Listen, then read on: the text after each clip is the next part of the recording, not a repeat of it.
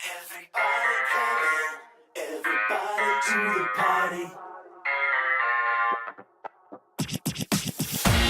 We're online, online, we're online.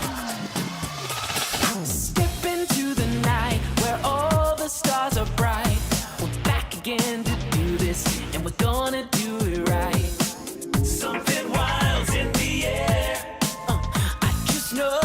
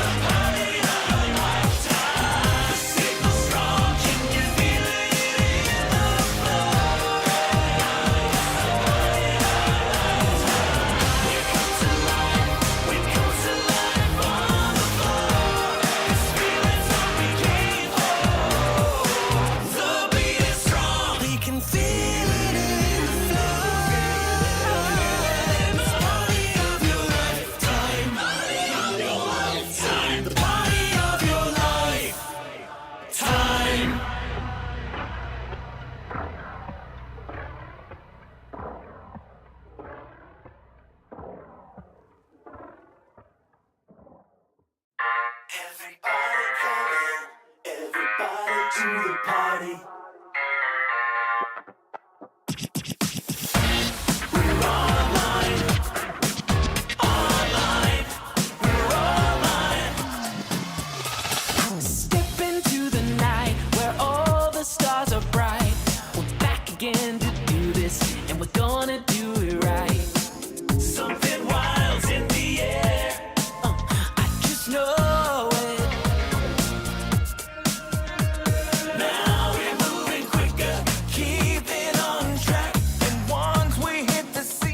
I'll just swap that because I had a little bit of a mess up.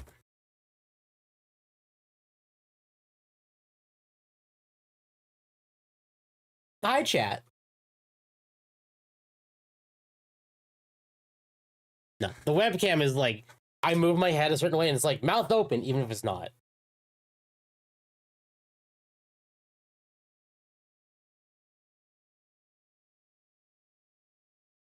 Yeah. Tempest scuff? I do. There was a tiny bit of scuff. That's fine.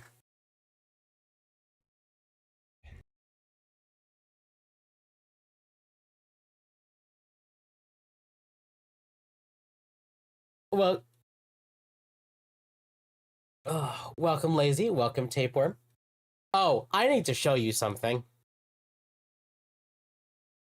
Tapeworm got a little creative. Yes. I'm just gonna send this to you.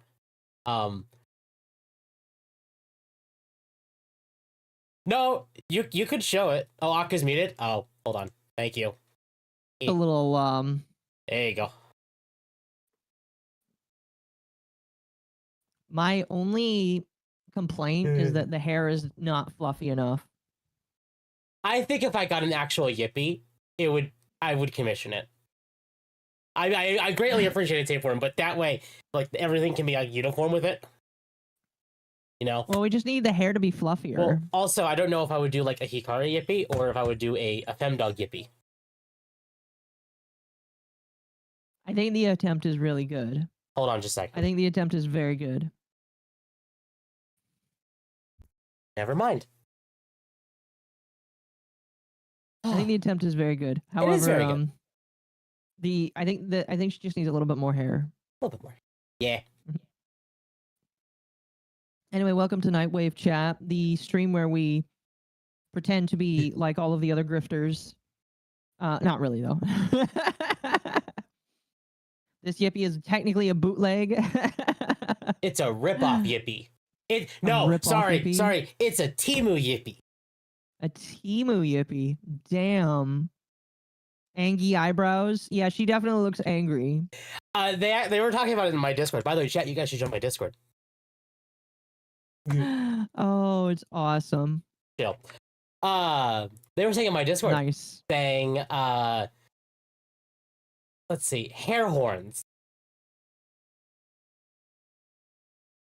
Wait, what? That they're hair horns.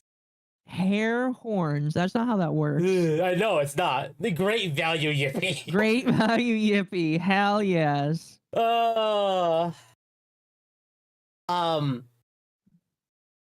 No, this week's been very good.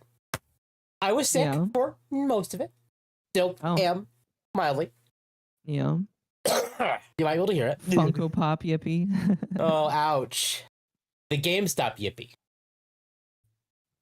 Did you hear about GameStop recently? That their CEO if you listen went to full anti-woke. Yes, he did. Yeah, because he knows that if they embrace DEI and wokeism, they will die faster than they are dying now. Well, I don't even think he embraced anti-wokeness. I think he just was like, you know what, I'm leaving Canada because it kind of sucks up there. Well, it does. Yeah. Sorry, Chad. If you live in Canada or Australia, you're gonna lose. You're gonna lose GameStop. Yeah. Not even Pretty a Kirkland much. or Costco Yippee, just a Temu Yippee. I feel like we need a whole bunch of Yippies now with just different work hats from different stores. I love it. That's great. And then you have the Hooters Yippee, the one that's about to get fired from their job soon. What would a Hooters Yippee just wear a Hooter a Hooters shirt? I'm sorry, I don't know how to talk right now. Clearly, what's funny is Tapeworm my Discord, and the reason I'm saying this, chat, is because my Discord is public, so anyone that wanted to see these messages could literally just go there and see them. And Taylor was like, "Hey, I think it's missing massive boobs, but this can be corrected." And I'm thinking, that's the Hooters Yippee, the massive boob Yippee. The big booby Yippee or something like that. Yeah. Yeah. It was great to see on Hypnotic. I was happy to be there.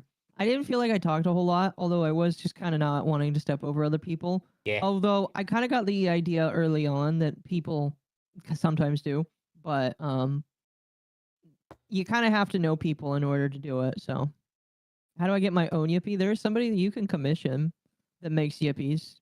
You ask me in the Discord and I'll give you the person. They're about to be inundated with you. Chat, here's I think everybody that wants to be part of the Yippee Club should have their own Yippee. It's only like $20-ish, I want to say. I will commission my own Yippee after I commission a proper femdog design. Yeah. You gonna work on that? This year, yeah. Good. Chat, on that note, we're getting much closer to a full year of me streaming. Is that so? Yeah. That's crazy. April. That's really crazy. This was brought up pretty recently for me because I finished Final Fantasy V last night and I started that in August, Mm-hmm. which the Pixel remasters is what kickstarted my streaming in April last year. Mm-hmm. My Yippee would be best Yippee. Well, you can't be better than me. I'm sorry. Listen. The Yippies, the head of the Yippee Alliance, they will come out. I'm grabbing the wrong thing. They will come out. They will march upon you. They hear that you think that there is some elitism in here. All right, there's only one Yippee that is better than everybody else, and that's the royal Yippee. And so you're not the royal Yippee, so you can't be better. See, she's raring to go. She wants to jump against you.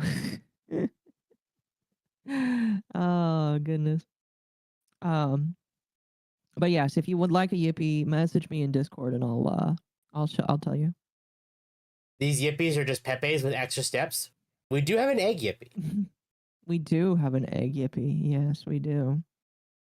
Akko, Mizu's having a spat with harmful opinions. I saw that.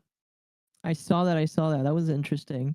I'm gonna let him take care of that and do that because that's between him and Harmful. I know that he used to watch Harmful, or at the very least was aware of him because he used to observe the skeptic community. So Mizu has some knowledge that I don't about that, so I'm not going to pretend that I do know. What killed Hooters? The previous administration. They also let some individuals that were less than interesting become Hooters tried embracing a little bit of DEI and it failed horribly. Hooters, it does not matter what company you are. If Hooters embraces DEI, that is immediate failure. Like, yeah, I don't know really what to say other than just if you're not pretty, like I don't have to say anything mean or transphobic. If you're just not pretty, you shouldn't be at Hooters. Yeah, really. Because Hooters is not for the wings; it's for the women. Yep. And if you're not pretty, you shouldn't be there. And if the women aren't good and the wings aren't good, you might as well not go. Pretty much, it's kind of sad. We haven't really, we didn't really have that as a topic today, but no, I mean we don't. There's not much to go on. It's just they're filing for bankruptcy. I want to bring up an article of that. Okay. Yeah, we got some fun topics today. We have a few good ones. I'll admit, Avowed wasn't in our docket at all until last night. Why is that? I was listening to you on Hypnotic, and they're like, "Hey, Avowed's doing good for views," and I'm like, "Is it now?" Oh, so you want to talk about it because it's doing good for views? Yes. To be fair, it is also like relevant, and I think if we don't talk about it this week, it's just not going to be relevant next week. You don't think so? No, I think I think Avowed is going to be dead in the water come next week. Why? It's doing horribly. How horribly are we talking? It's great for views. Horrible for players. Mm-hmm. Let me see if I can find the actual thing. It was in the thumbnail when I'm blanking. It was like what? 18,000 when Grum's posted about it as far as players. And it's based. Game Jam made a post saying, "The gaming media, Avowed is a huge hit. Reality, 17,000 peak versus 256,000 peak, where Kingdom Come Deliverance 2 had a peak of 256,000 players." Here, do you want to bring up the article that you want to reference to this? And Sure. I'll Give me just a second. I need to blow my nose.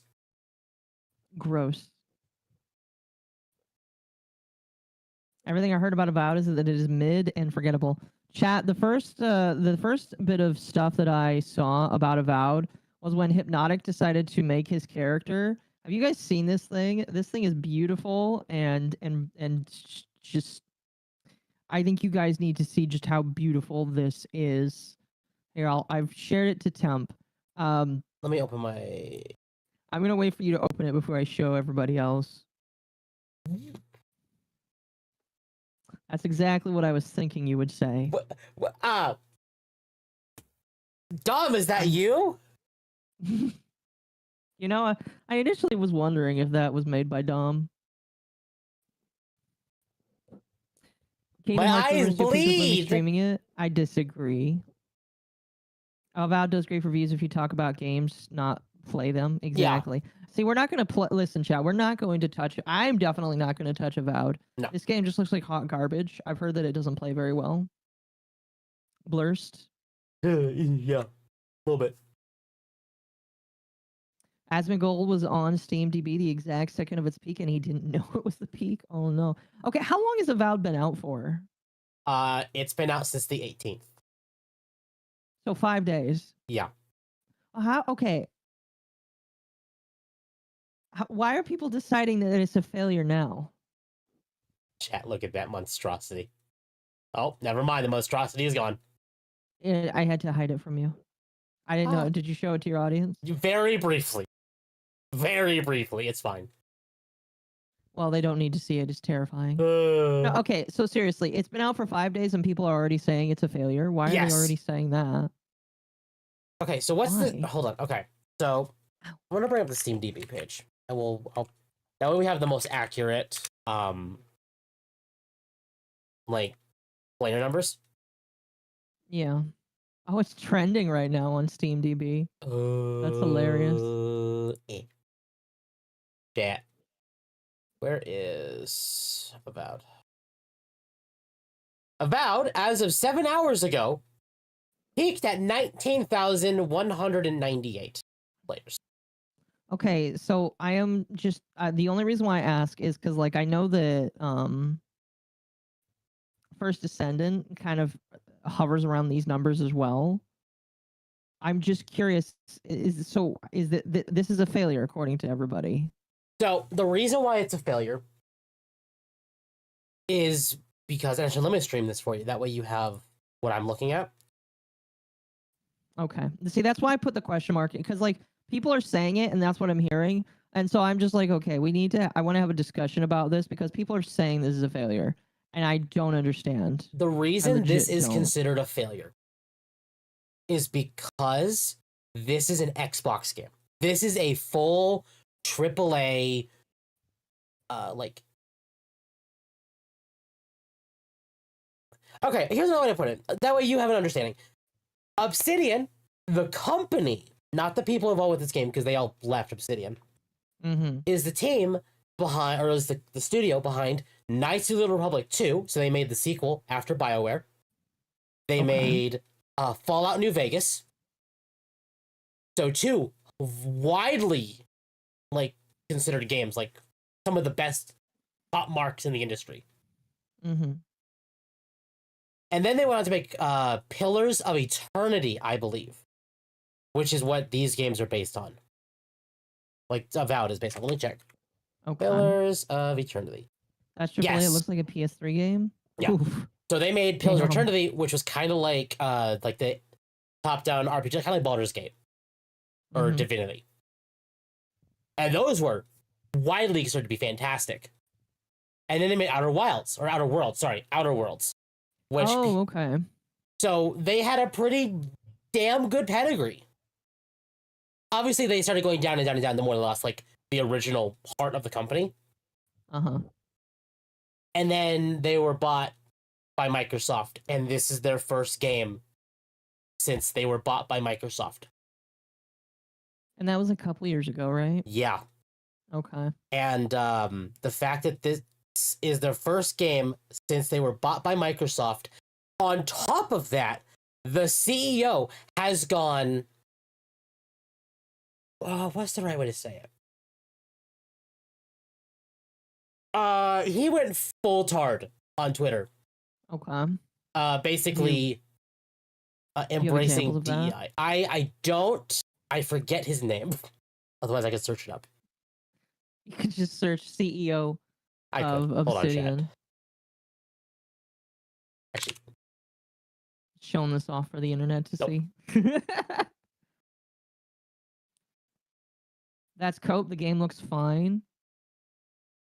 Again, that's why I'm asking, because like everybody around me, like even Hypnotic was convinced that this game is a failed. But my only question is, I see the game getting like it hits at a peak of 20,000. That's not like bad, but like I guess I'm asking like if people are just like thinking this isn't gonna last long term. Like, is this game like a short? Like, is I guess I just don't understand if that makes sense. You know what I mean? Here we go. I know you don't like Fandom Pulse, but this. I didn't say that, did I?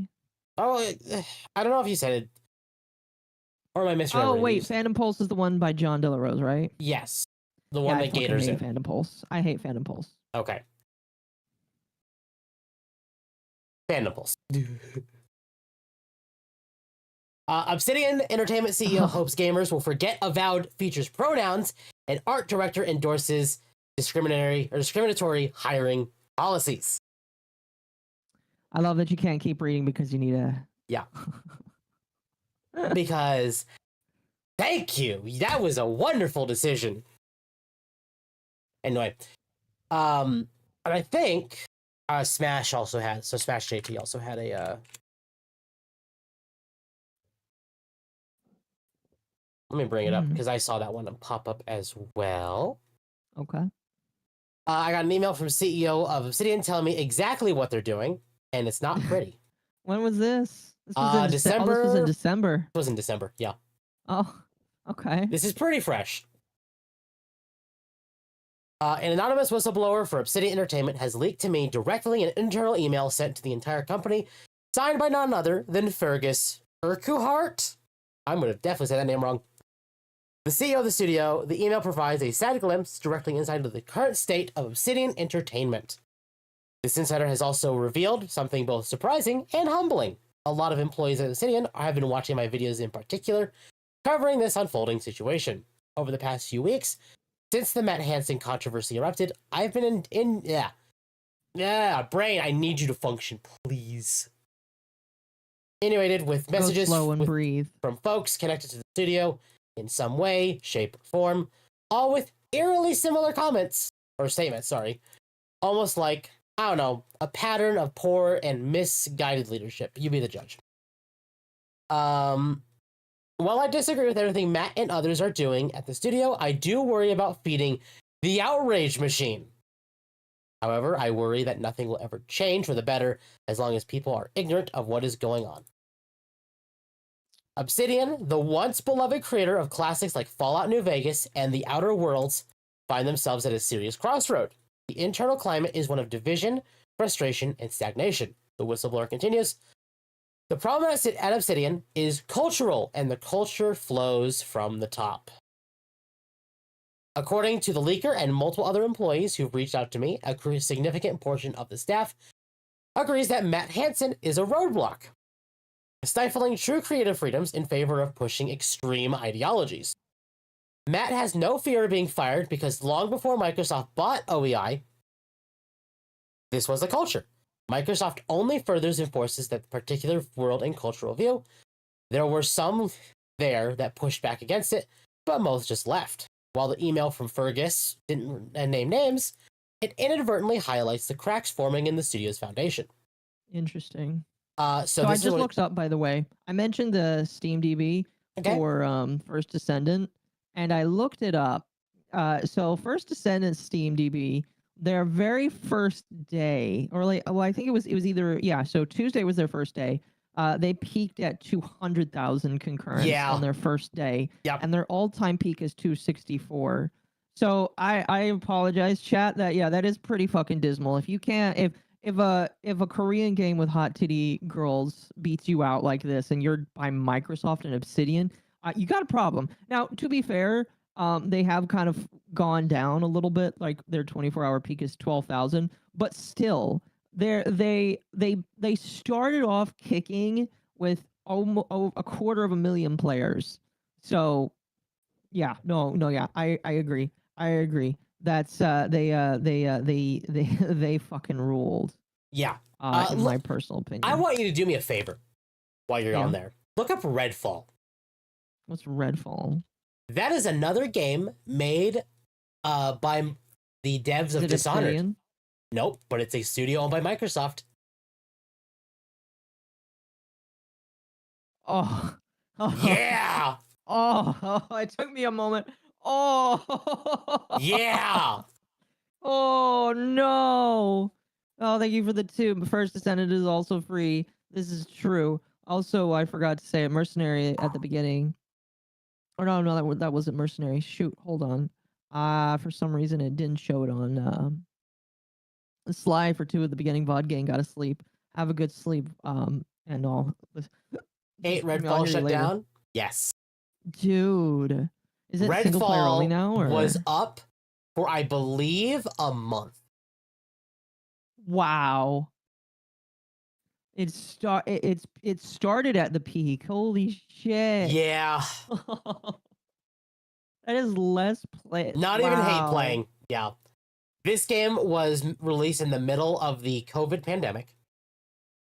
And it flopped so hard.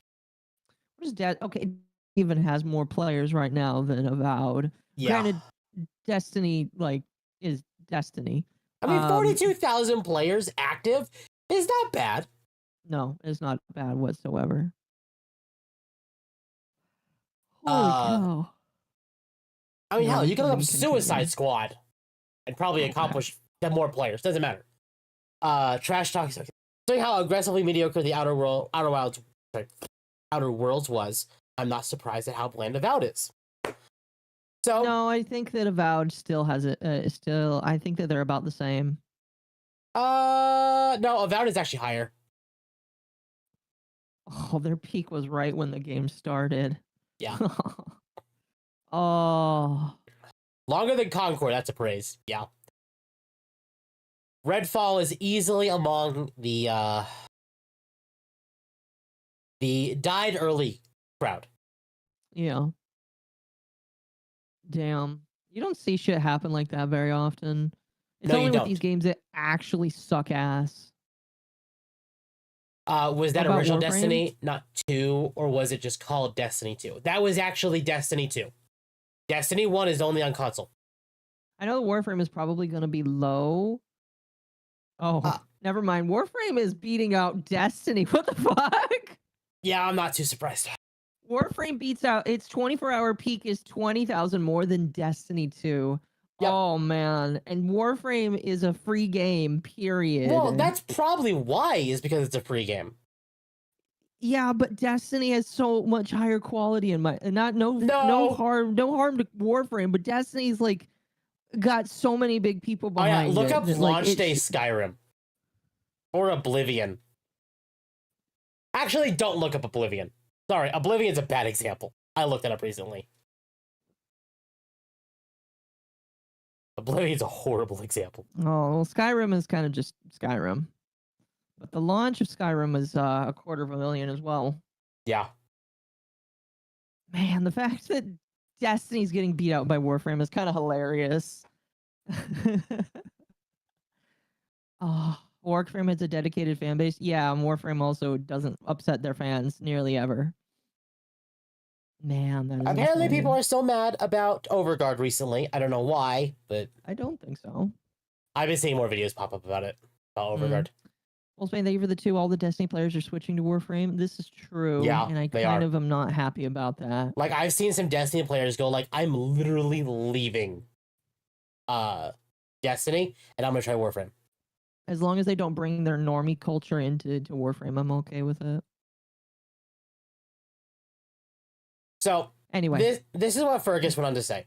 Many of you have probably seen the controversy online about Avowed over the last 4 or 5 days, and I want to remind people, this was posted back in December. I'm not going to speak directly to what is happening because the way we are going to deal with this, unless things change, is to let it blow over. I have already dealt with things like this by not giving them more airtime. Now to talk about how all you do to engage online, you have probably noticed that our language Obsidian is to walk a tightrope when it comes to how we ask you to think about your online presence. You have all heard me say that you are your own people, and of course, have every right to say what you want to say wherever you want to say it. Something I staunchly believe in personally, whether I like what you say or not. That freedom does come with challenges and responsibilities, particularly when you talk about things that are associated with our games or games in general. What you say can. Many of you will probably see. Okay, yeah. So, in the email, Fergus addresses a recent controversy surrounding Avowed, the studio's upcoming fantasy RPG. The way we are going to deal with this, unless things change, is to let it blow over, he writes, opting to sidestep any direct engagement and difficult conversations with the growing backlash. His passive approach feels emblematic of a larger issue at Obsidian, a leadership team that's unwilling or unable to tackle the root causes of employee discontent. Urquhart acknowledges employees' online engagement, reminding them to walk a tightrope when it comes to having an online presence. He emphasizes that they have freedom to say what they want, but warns of the responsibilities that come with it. I mean, that's true, but it's still freedom of speech. Like, you...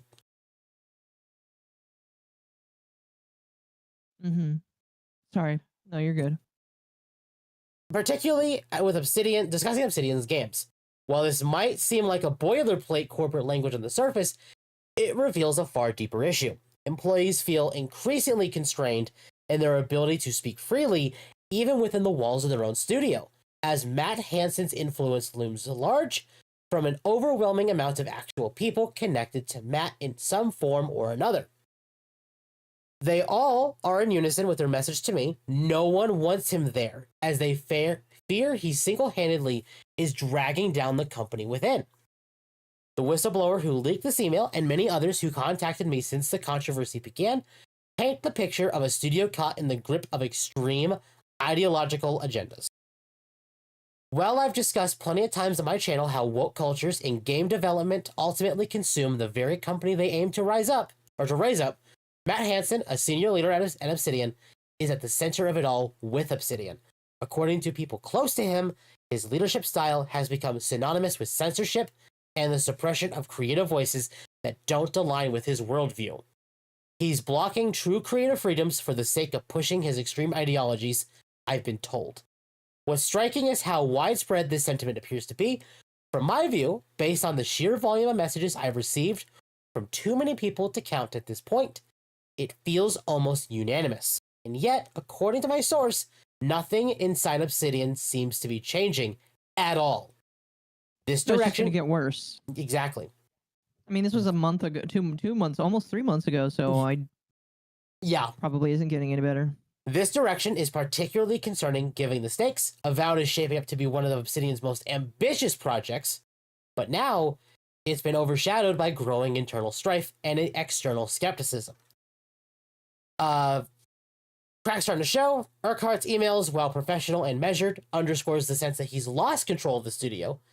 His statement that freedom does come with challenges and responsibilities reads as almost a veiled warning to employees who might try and speak out about their frustrations.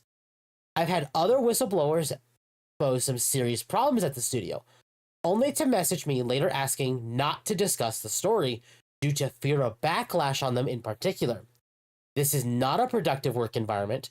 No employee should fear speaking out against woke ideologies and agendas, yet at Obsidian, here we are. The leaks continue, and many of those connected to Obsidian have completely lost faith in leadership ever since Microsoft took over. And Fergus got a good payout. It almost feels like the passion that once drove his heart is all but gone at this point.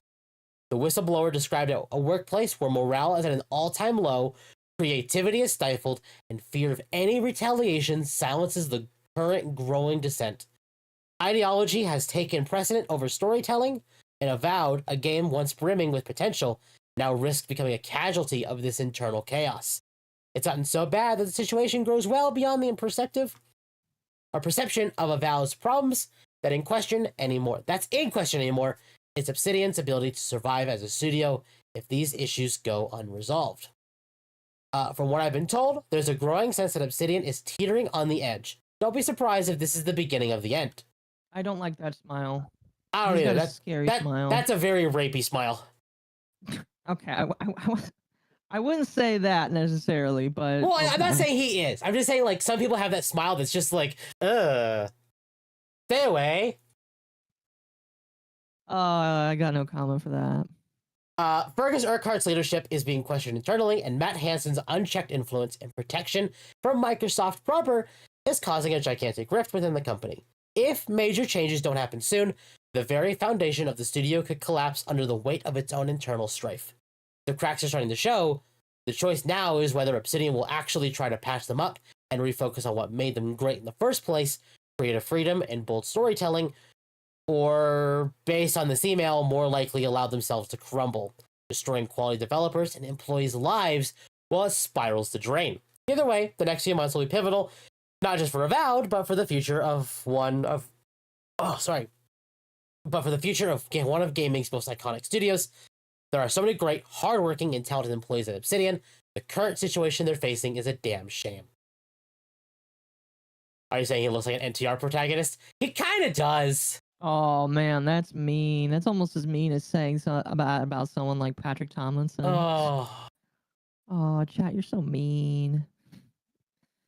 That smile itself looks like a violation. yeah, it does. Sounds like Temp has seen that smile before. Yeah. Have you?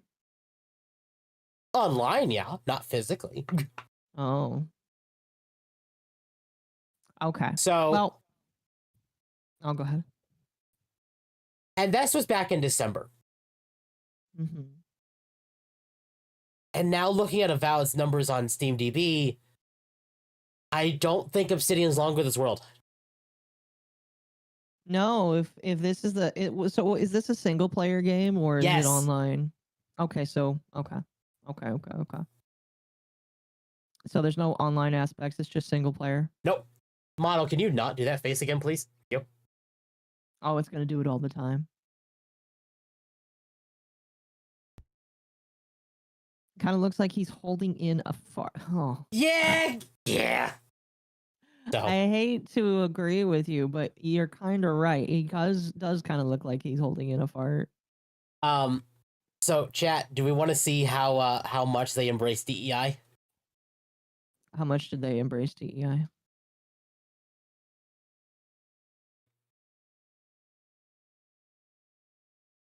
Oh gosh, hold on. There you go, chat. I'll just put this here. It's very blurry, It is, unfortunately. but still, you can What kind the of fuck see is that woman on the lower left? that might be a robot. I don't know. Yeah. These are just why. Ma'am, are you okay? Just why? Ma'am, are you okay? That is this No, I do not think this is lost. It's a funny joke, but I don't believe that this is lost. These characters do look ugly as fuck though. Not only do all of them have like the face, all of the women don't have any bust whatsoever to speak of. So, I actually want to bring how bad these look. I want to bring that up again with this post. Here are European-like characters from the Chinese game Tide of Annihilation, which was announced recently at the State of Play, versus the American style Avowed.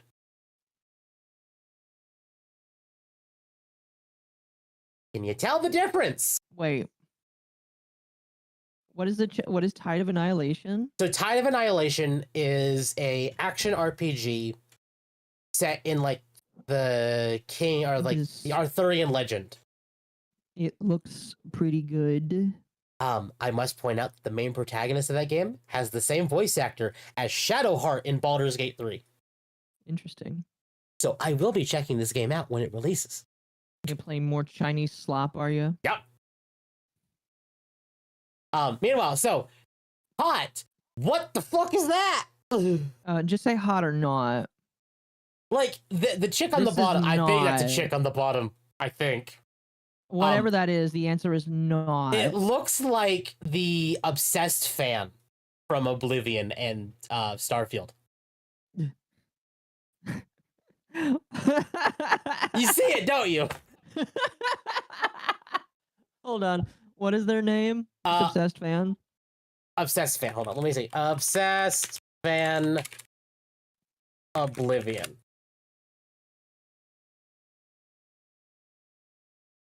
Oh, I was just Brilliant. gonna go obsessed fan Starfield.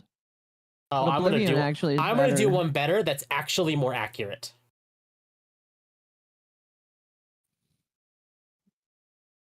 Oh, well, all right. Gentlemen, right? You should just do a side-by-side comparison. That's what I was doing. Oh, we can do that, yeah. Also, you're logged into a Reddit account. You know how dangerous that is? Yeah, I do. Careful. Let's see if I can find a better. Oh God, a better image. It's still Reddit. The adoring fan. Sorry, that's the character. All you gotta do is just Google adoring fan Oblivion, and then you'll pull up a picture that you can do side-by-side with. No, I found one.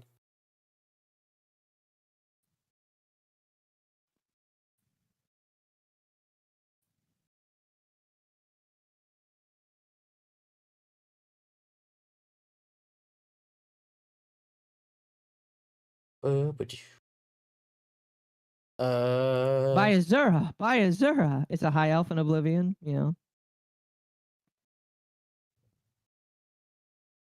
They have the face shape of that one that lets me. It's add going two to show different parts to my this, deck. but that's okay.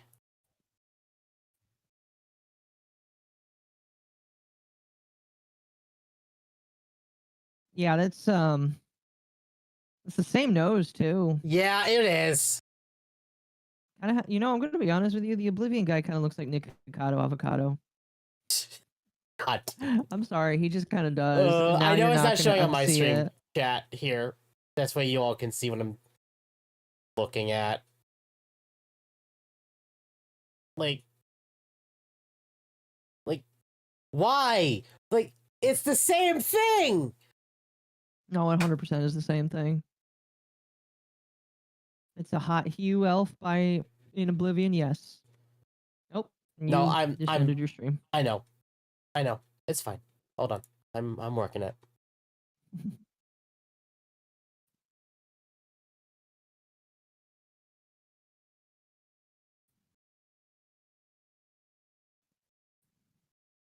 So, shape a pot of greed, pace of the coin. Yeah. Exactly.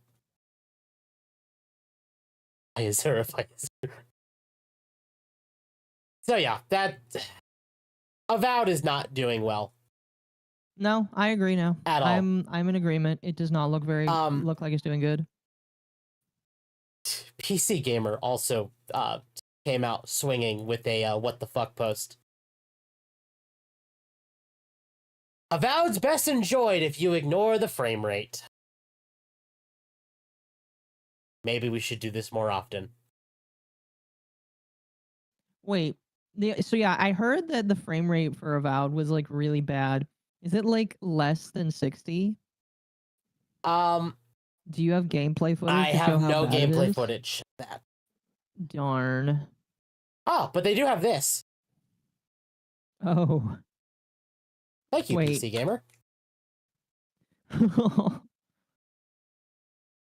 So, Why is it 11 FPS on a i5? I mean, that is an i5, but like, holy shit.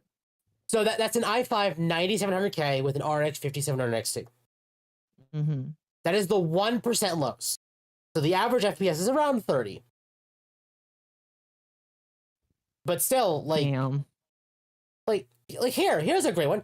5700 X 3D. So, for context, for those who don't know, the AMD chips with the X3D at the end are typically considered to be the gaming CPUs of Nvidia's lineup. Or sorry, AMD's lineup. So like the 5700 X3, X3D, the I'm blanking on it, like my brain wants to say 7700 X3D, but that's not right. 7800 X3D, that's the chip.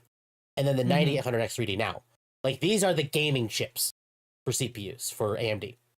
And even this is like 5700 X3D plus an RTX 4070, 68 FPS average at 1440p high. And that's their high. Wild. Is that their highest preset or? That's the high quality preset. Jeez. i5 13600K plus RX 7800 XT. I want to remind you that the 7800 XT is actually a pretty high card for AMD. Still only a average of 76. Is that like the average? Okay, so what's the average for other games that are in with that card or with a similar bracket? Let's see if I can find one. Hold on. Because that's really crazy. Because I don't I have a 4070 Ti. You have a or 4070 Super at least. If not a 4070 Super, a 4070 Ti Super. But I believe it's a 4070 Super. Look at him, chat, memorizing his friend's card so that he can sell him products later.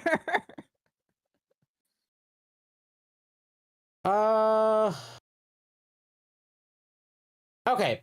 All right. So I'm gonna. This is a little dangerous. This is a little dangerous, but fine. The AI overview on Google of the 7800 XT average frame rate. Hogwarts Legacy, 98 FPS at 1440p max settings. Interesting. Jedi Survivor, 77 FPS. Now, I want to remind that Jedi Survivor had launch issues. That game was not optimized well. The Dying Light 2, 89 FPS at 1440p. Call of Duty Modern Warfare 2, 127 FPS, 1440p max settings. Like, and also has 16 gigs of GDDR6 memory. Like, these should just be working fine, but here, it doesn't. Like, that's actually rather low. That is kind of low, yeah. I agree. And then 9900X, so Ryzen 9 9900X, which is one of the newer CPUs right now, along with the RTX 4070 Ti, 110.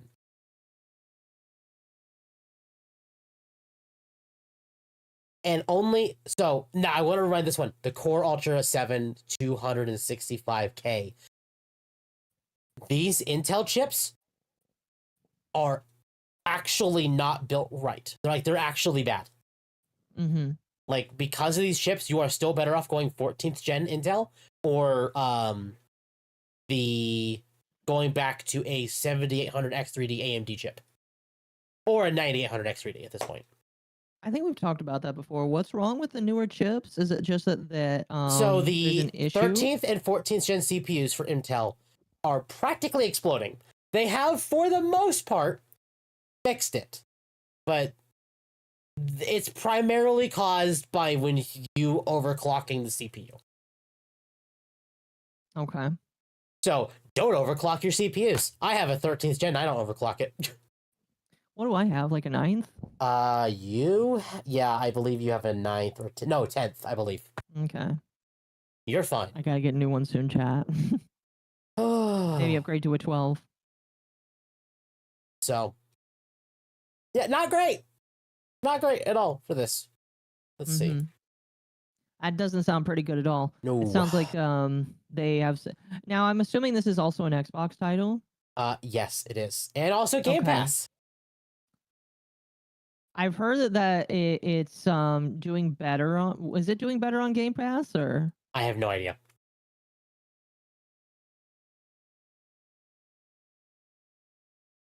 Okay, so for anyone who doesn't know what overclocking is, overclocking a CPU means intentionally increasing its clock speed beyond the manufacturer's default settings, essentially making the processor perform more calculations per second. Mm-hmm. And while it does result in faster overall computer performance, it also puts more heat through it. Mm-hmm. And if you do things wrong, they can explode. So It's bad optimized if you use a potato for a PC, I guess, but it sounds Yeah. like it's still not hitting almost all the way with even some good systems.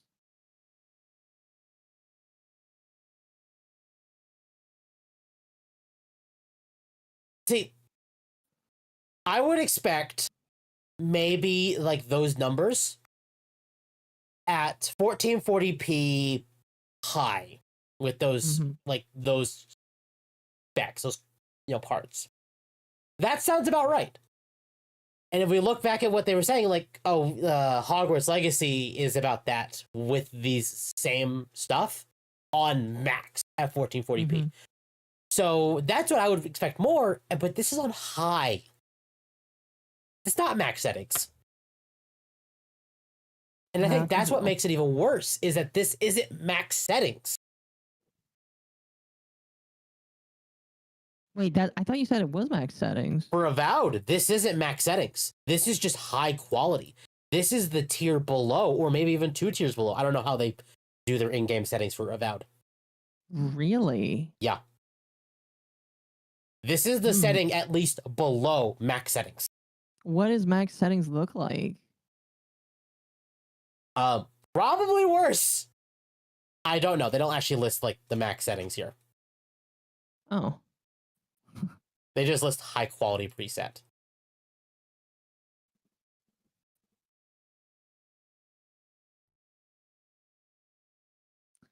That's crazy though.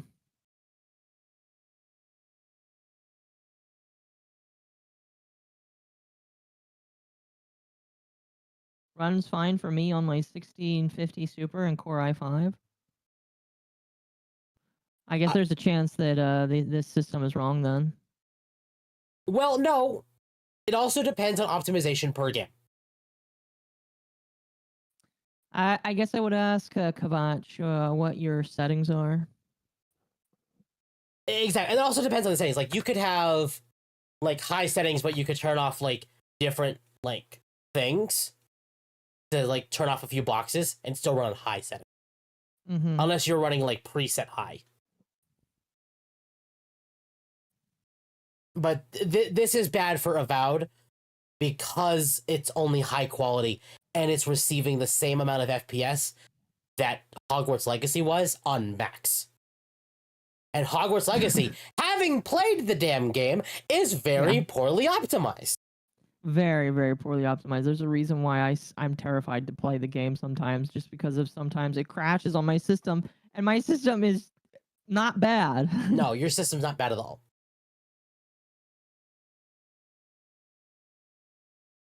So it's not looking good for Avowed, on top of it's running poorly, on top of the lack of players, on top of the DEI. There's just a lot not going here for it. And we're about to add salt to the wound. Uh-oh. Arch. Thank you, Arch, for posting about it. Apparently, Avowed is banning users for engaging in anti-DEI behavior, which is not allowed on their Steam forums. You have been banned from Avowed Community Hub. You have been banned from Avowed. So then, not a single person would ever grow out of it or detransition because they are trans, right? So why is there so many detransition stories? And you know, wait, are there detransition stories in this game? I don't know. Maybe I'm not gonna say it. There are. I feel like I need some context to this. And you know, the NHS in England slopped with this treatment because it does do permanent damage and it isn't completely reversible. So there are some other countries in the EU, by the way. Not sure what you're referring to with the Finnish people, but MGS, so I think Metal Gear Solid. Maybe. Or Microsoft Gaming Studio. That's probably more accurate. was definitely a political message, yes, but they also shouldn't be surprised if people do support the things the game is against or would criticize it. That's just how it works. If you push a societal, or God, I don't know why I said societal. That's dumb. Specific political ideology. If it's a popular ideology, you can get away with such things. Or if you do it subtle and don't tell people you're trying to brainwash them. Microsoft literally announcing that it's what they're trying to do. I have no issue admitting to something when it's clearly a political message, even if it's from my side. I was always bi, but I didn't always identify with being bi. Do you follow me? Also, dude, I gave you a peer-reviewed study on gender-affirming procedures and their regret rates. What do you mean? Why are there so many detransition stories? Post a citation.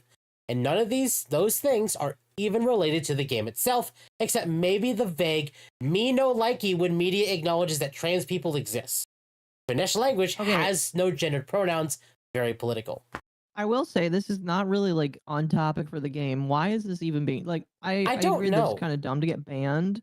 So they're not even talking about the game itself, but that's my problem. But because they were talking about this at all, the user was banned for engaging in anti-DEI talk. I mean, like, if you're not talking about the main topic of the forum, which is the game, I probably would ban you for, like, not talking about the game.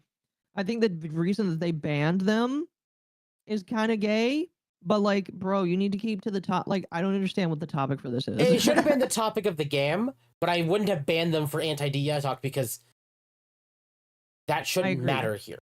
I wouldn't have banned them for non-DEI. I would have been banned, like, you weren't on topic, or just, like, said, you need to come back in a day, and because that's not on topic at all, period. And this is the same post. Okay. So the Avowed devs are banning people on their forums for being anti-trans, even though oh, I didn't see that. Well, thank you to who subbed. I will get your name in a moment because I couldn't see that because. Oh, but yeah, I don't know. I think I don't know. The game's not doing well. The devs are being silly. The moderators are being silly. The game just runs horribly. Avowed's a shit show. It kind of looks like one. It is a giant smoldering shit show.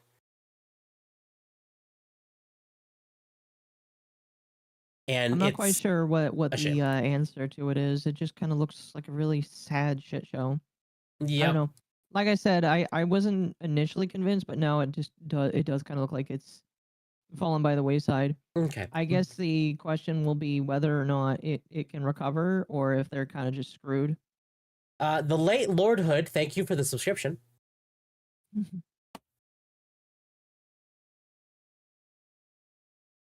So I don't know. That's it for Avowed. Like it's just a giant crapshoot shit show. Indeed. Agreed.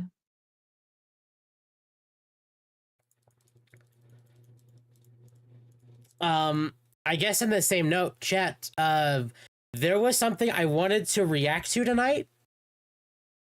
It's not very long. I told Akko to watch it. Did you watch it? When did you tell me to watch it, and what is it? It's the 5070 Ti news, or the market price. When did you tell me to watch it? Because if it was a long time ago, if it was a long, when did you tell me? I'm serious. Oh my god, Akko. Hold on, I have to scroll up to find it. No, it was after that, I believe. Yeah, it was on the 18th, actually. Okay, that was 5 days ago. Remember, I got sick in between then. Yes, and I said we are talking about this on Sunday.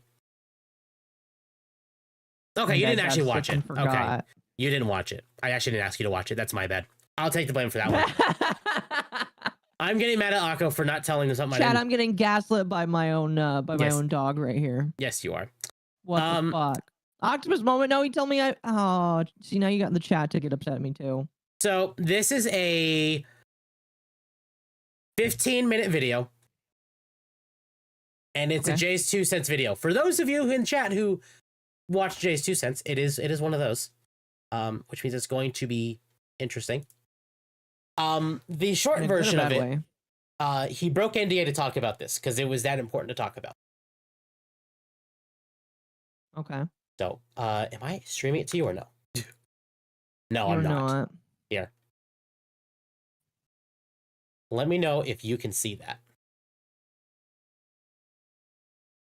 I can. Okay. Yeah, we're gonna watch this. I'm irritated. Just like all of you, I'm sure. I'm actually going to be violating my NDA a little bit in this video. Don't know what's going to come of that. I'll be honest. I kind of don't care at this point. 5070 Ti Broski, pricing I would has not kind of been violated shown the early. NDA. Micro Center has it all up on their site. I want to talk about the pricing. I want to talk about things to consider if you're going to try and go and stand in line. I guess you'd already be standing in line at this point if you're going to try and get one. Yeah, it's just a big show. So here we go. Today's video is brought to you by the new, really super cool has their pricing up for, I should paraphrase, not paraphrase, but I should be careful. It's not their pricing. Gigabyte, PNY, you know, Asus, they set their own pricing independent from what Nvidia sets. So for instance, Nvidia set an MSRP of $750, and that's what the Founders Edition costs. But every other card is going to be that much or more.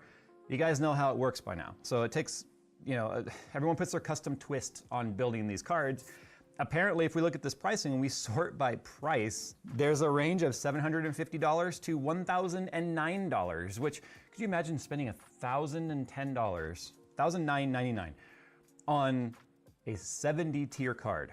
That is insane. So the thing Is that a lot? The one thing I want to point out here. That is a hell of a lot. Okay. So that is around the same price that you'd pay for a 4080. Okay. Which is one of the top tier. Sorry, I'll say 4080 Super now. So on Amazon, as reference point, a 4080 is around $980, and that's for the MSI. That's the 3080. Sorry, that's the 3080.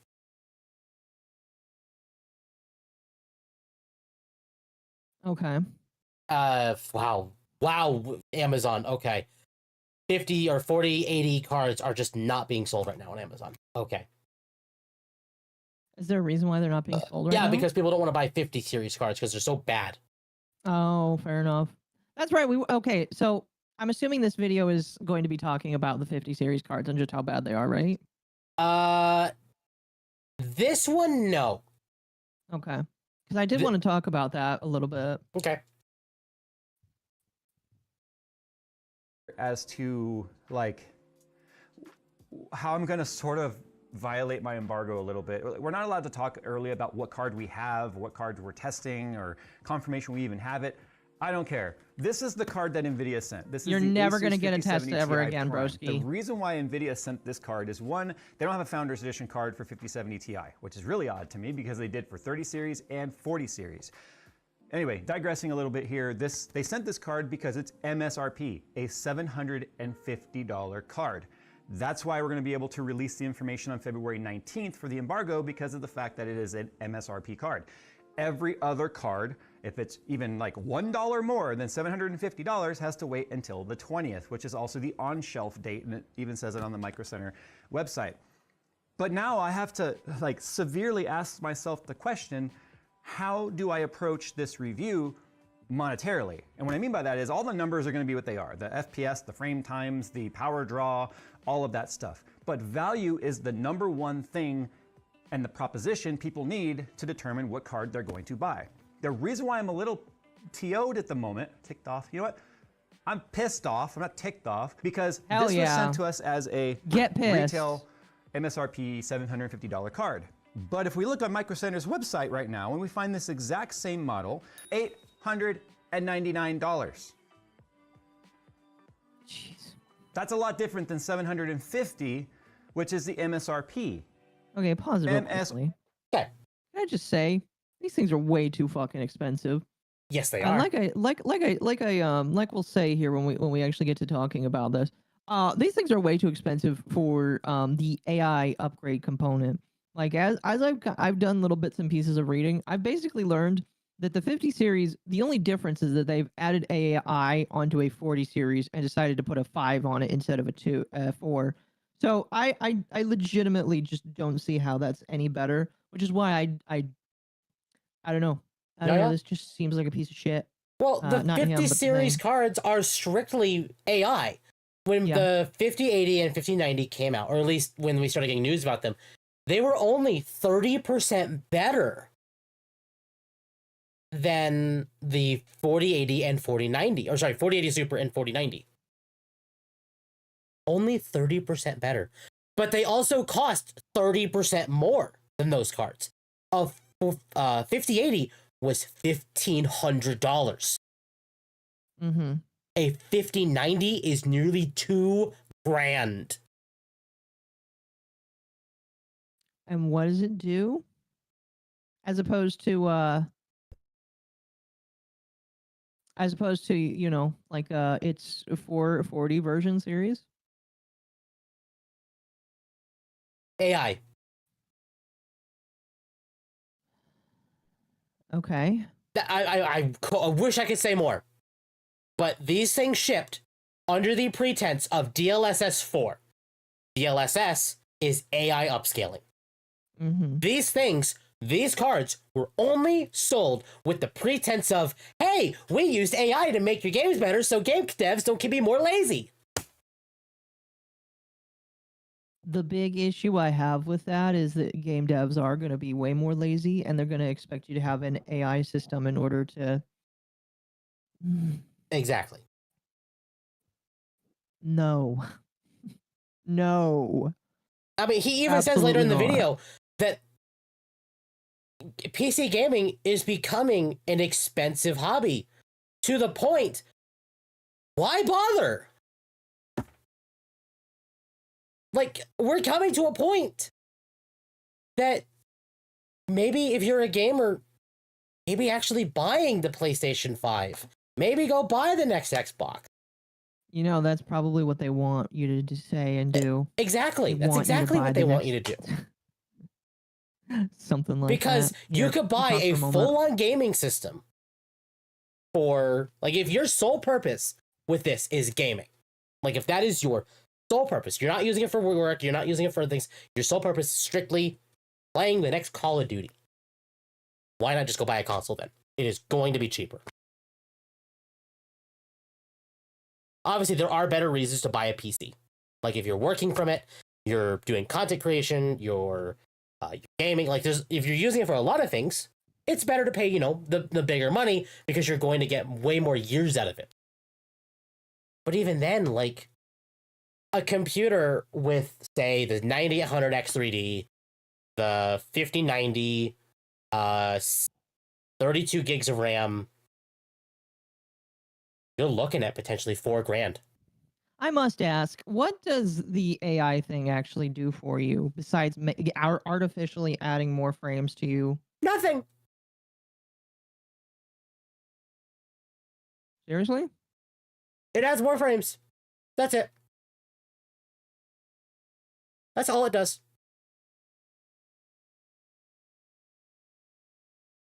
Okay. I wish I could say more, but I can't. The AI upscaling with these cards is specifically targeted at gamers to raise their frames per second with fake frames. I feel like it would be easier to just lie to you and say that you have more frames on your screen than you actually can see, and then hope people don't actually tell the difference. Exactly. Instead of optimizing the software, they have consumer pay for their hardware that can brute. Yeah, they can brute force performance. Exactly. So you can't see me raising my arms and just getting angry, but I am. You need arm tracking. RP. Now I don't know who to believe.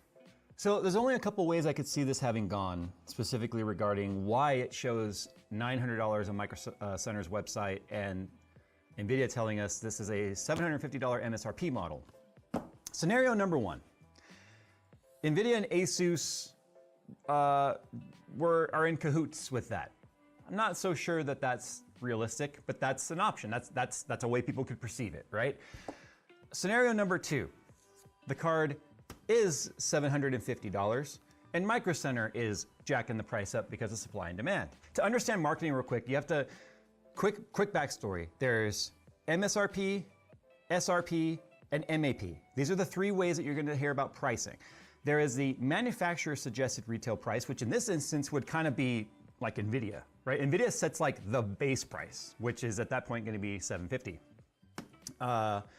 And technically, people can go below that, but they can't advertise that. I have a 'cause question. That's MAP. Okay. How much do these things actually cost to create? That I don't know.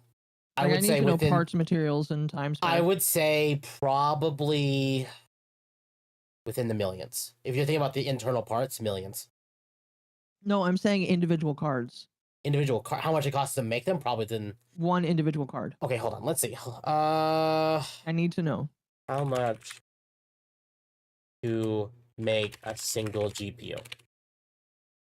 Thank And- you, Scott, for the 5. Save the Yippee. Yes, save the Yippee. Okay, Only again. the lolly Yippee can help us out.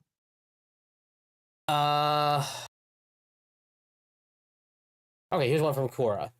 How much does it cost for Nvidia or AMD to manufacture GPUs compared to how much they sell for it at MSRP?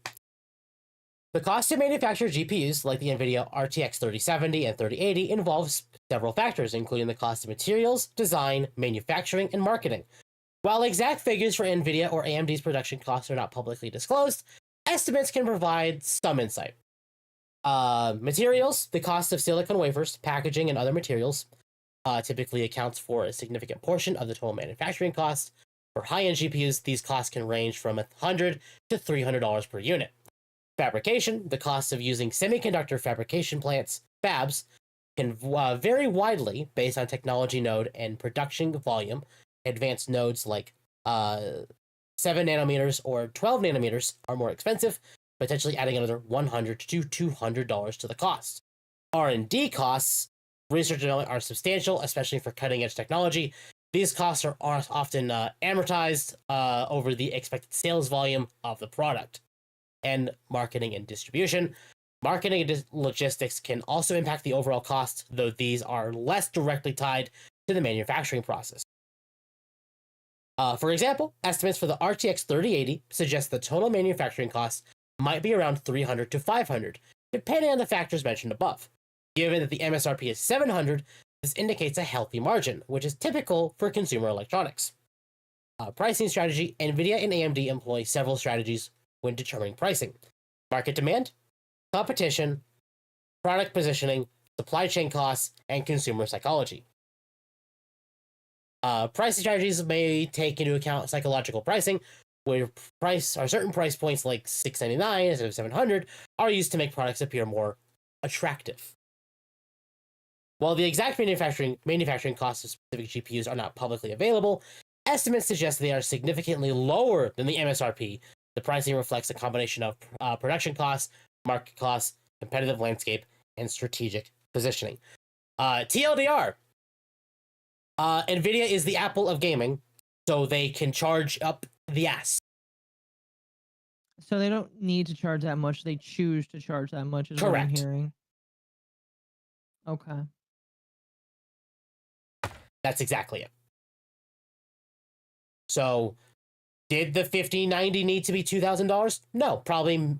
I would say probably $1,000 to $1,500 at most. Mm-hmm. It doesn't need to be $2,000. That one card, and I think this is really funny. Chat, I know we got into like a thing against Linus Tech Tips like a few weeks ago, but I did watch his video today of like play testing the Apple ecosystem.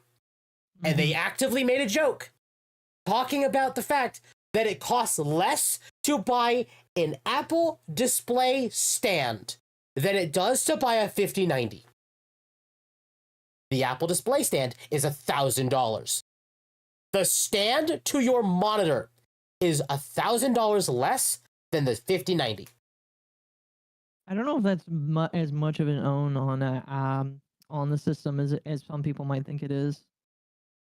Well, no, they were joking like, well, at least it doesn't cost, the price of a single GPU. Because there was a time Yeah. like years ago when I bought a 970, that was like $300, and the 970 was still a pretty high end card for the time. Mm-hmm. And that was like $300. Like that was a lot of money back then, but that was not nearly as much now. I mean, in comparison, like that was $350 for a 970 back then, and a 5070 Ti is bouncing between $750 and $1,000. Like, Well, how much were the because I remember when Bitcoin exploded that cards jumped up in price too. How much was oh, I think almost doubled, I believe. Don't quote me on that though. really? Yeah, because people were using them for Bitcoin mining, so they were able to charge out the ass for it. So they did. It's why people were not able. Part of the reason why people were not able to get cards during the GPU shortage, during COVID. Yeah.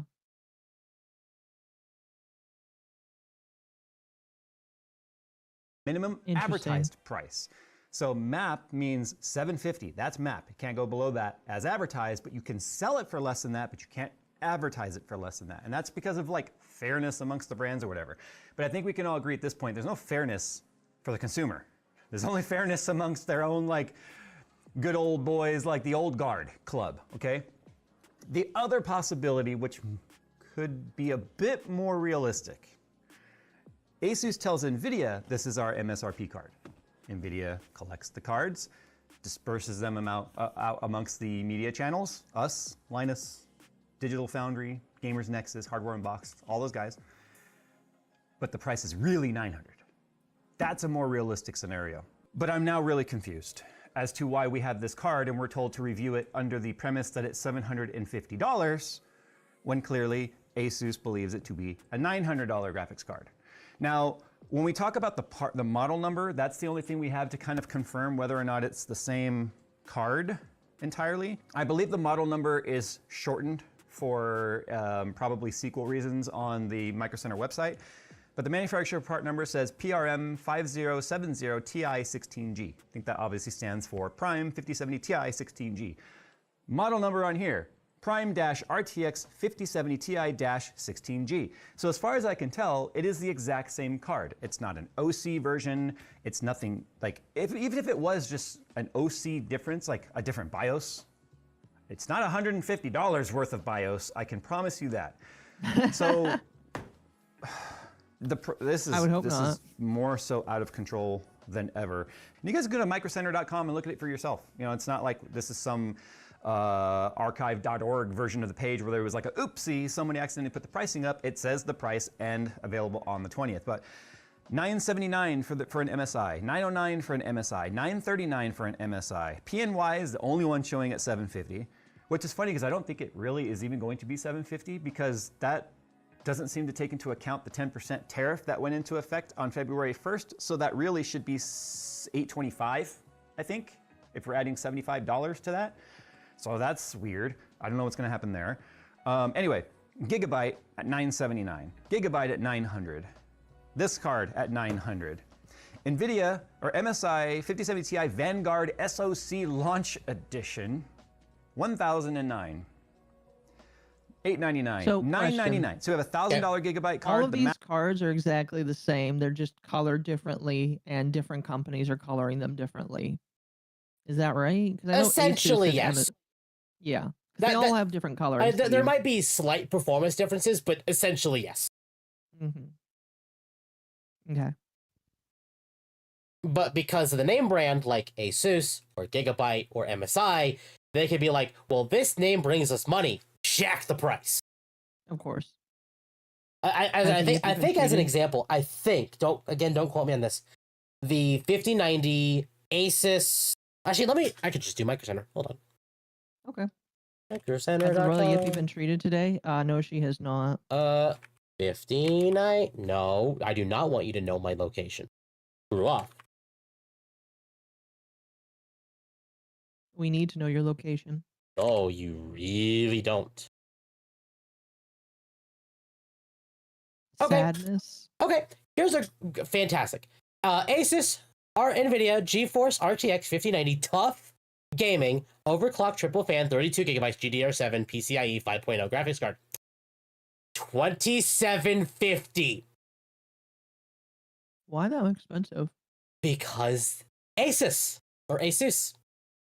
It's specifically the brand. Jeez. The Asus brand alone brought it up like an extra $750. And that's not even including tax. And if you buy it online, it doesn't include tax or shipping. I guess I just don't understand, like, why is this expensive? Like, can somebody explain that to me? Why is it like this expensive? I know that like there is tariffs right now. Like I get that. But why is it this like Well, I would do another example. Because chat is saying Asus has their own overvalues their own brand. One tick lower is the MSI Nvidia GeForce RTX 5090 gaming trio overclocked triple fan 32 gigabytes GDR7 blah blah for $2669.99. Really? Yeah, that's MSI's top card for the 5090. What? Yeah. We'll go to the next like lowest, not Asus or MSI, which is Gigabyte. Gigabytes, gaming overclock triple fan, blah blah. $2649.99.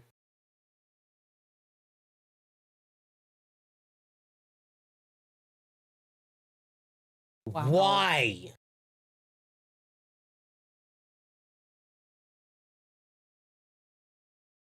I just don't understand. Because they can get away with it. That's the whole. That's it. They can get away with it, and they know they can. People will buy it. People need to stop. I don't know. I'm going to tell you right now, people are buying obviously the 50 series cards. We know they are.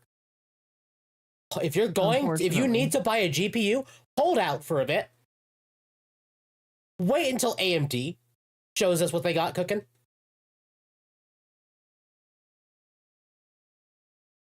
Because AMD, while they did say they aren't going to compete with like the highest end cards, it's going to be better price to performance. And I'm sure it's going to be better price to performance because these cards perform like ass.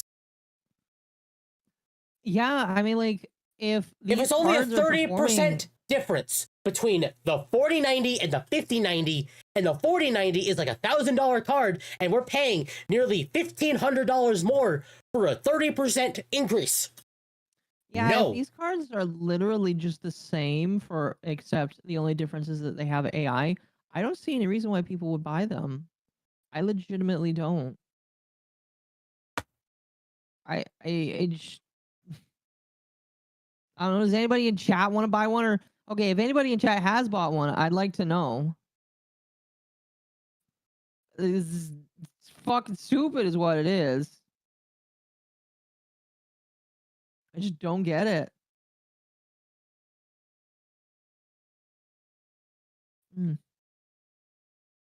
Like I considered saying maybe I'll buy a 50 series card. Like saying like if I had to upgrade my GPU. Oh, fuck no. But this was before they announced the prices. That I was saying like maybe I'll get one because I have a 4070. 4070 is good.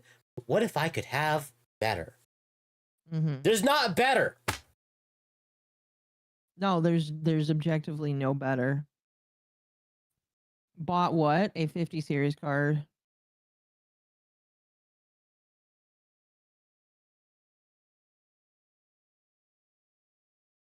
Sorry, Yeah, I see no reason to buy one. I'm getting angry here. Well, if we need to move on, we can. No, we're gonna keep watching this because we're only 7 minutes into the video and it gets better.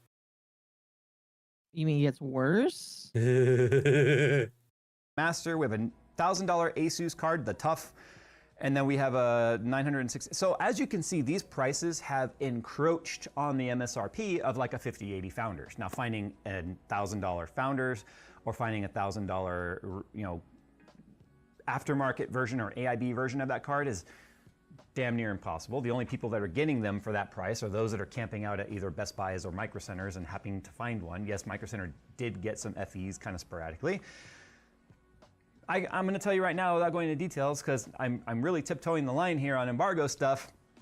The 5070 Ti performance it's in there with the 4080, 4080 Super range. Okay, it's a very strong card, but it's not strong enough in my opinion to where you shouldn't wait and hope that 5080 inventory normalizes, which apparently now all the word is like, expect inventory to explode over the next month or two. It sounds great, but I guess we'll see what happens. I would not recommend buying a 5070 Ti at these prices if we can potentially expect 5080s to start to come back down towards that $1,000 price point. But we all know, when you find an excuse, and by excuse, I mean the AIBs and whatnot, Micro Center is going to confirm with me through their buyer that these prices are set by these guys, not Micro Center, which was the case for 30 series and 40 series, that these manufacturers, they have no incentive to bring the pricing back down. It's like when rent increases because of inflation or anything goes up because of an artificial situation. When the situation sort of normalizes, the prices rarely come back down. That just becomes the new standard that people are willing to pay. So how the hell do we review a card that is sent to us that is supposed to be, here's what $750 can get you, when there's a $150 price discrepancy between what the retailers are showing? Like, Yeah, no, yeah. He's like, how the fuck am I supposed to sell something that I know is gonna be almost $200 more? exactly. Like at 750, I actually wouldn't consider that at 750. I mean, it'd be a while till I can like get it. 650. Huh? I know mine was like 650. Exactly. Like if this was 750 base price, I actually would genuinely consider that. But why bother? We need an AliExpress version of these cards. No, chat. The AliExpress version is the 600 series.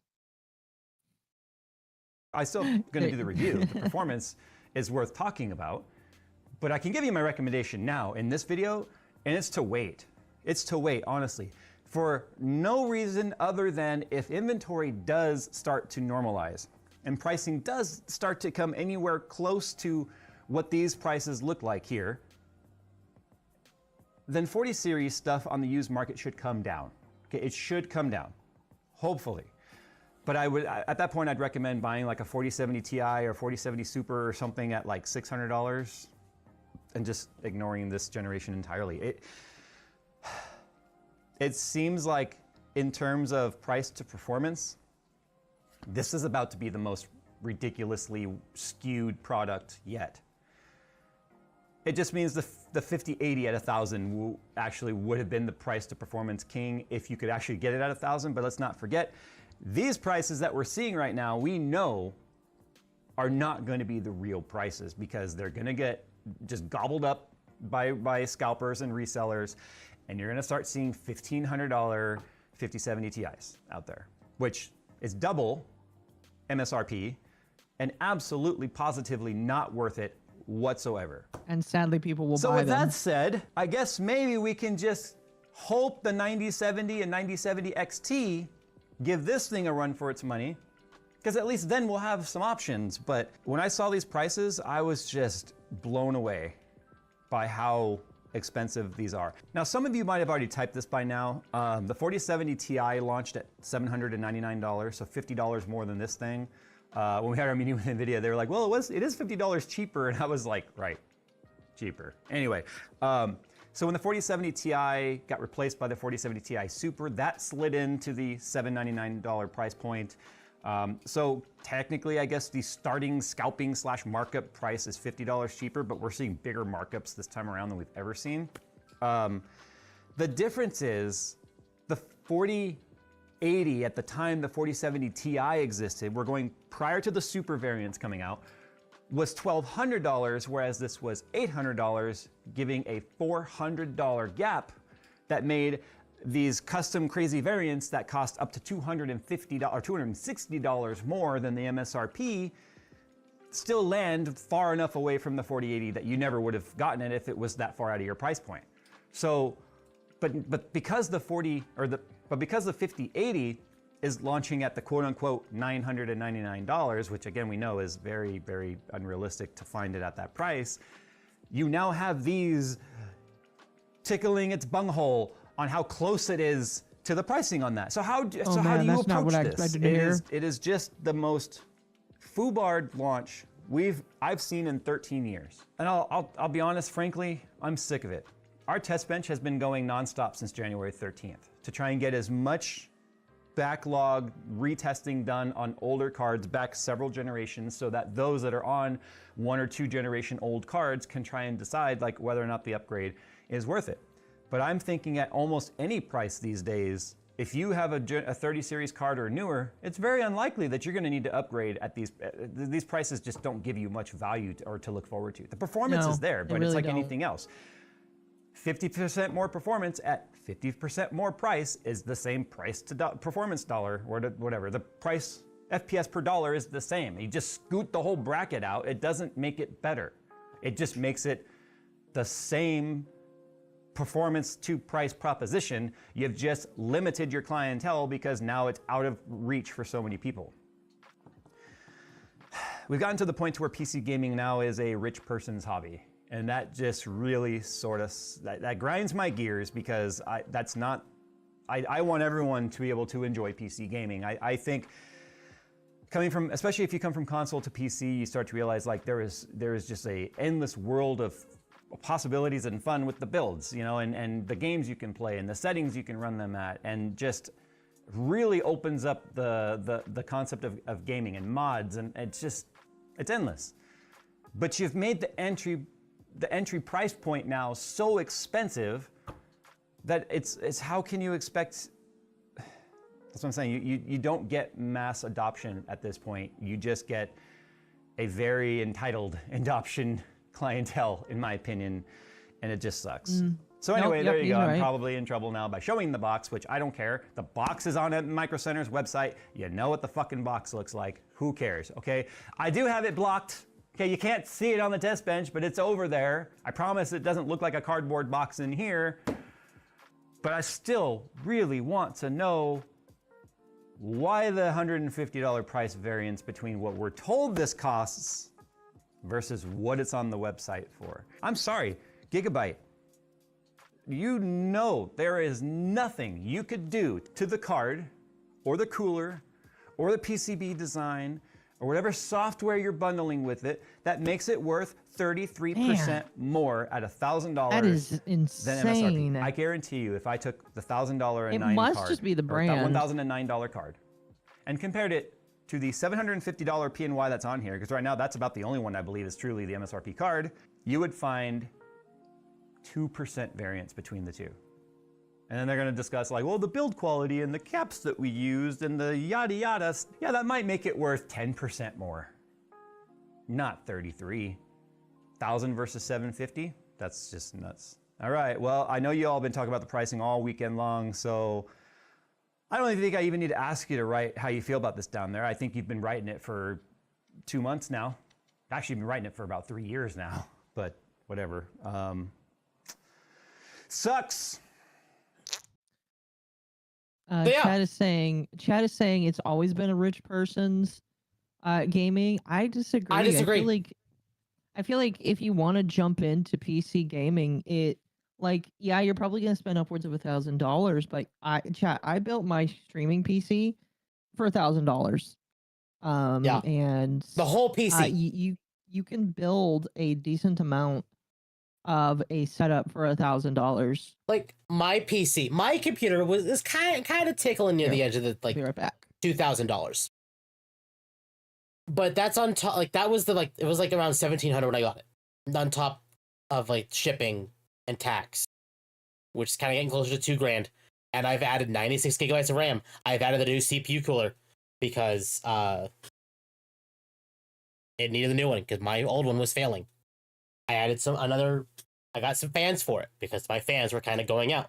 but that's because I know the know-how to fix this. I've made modifications to my PC. I've made it more expensive, but that was my decision to make it more expensive, not Because you could. because I could. Mm-hmm. But no one's gonna want to buy a PC that's $4,000. No, absolutely not. I would not. Hell no.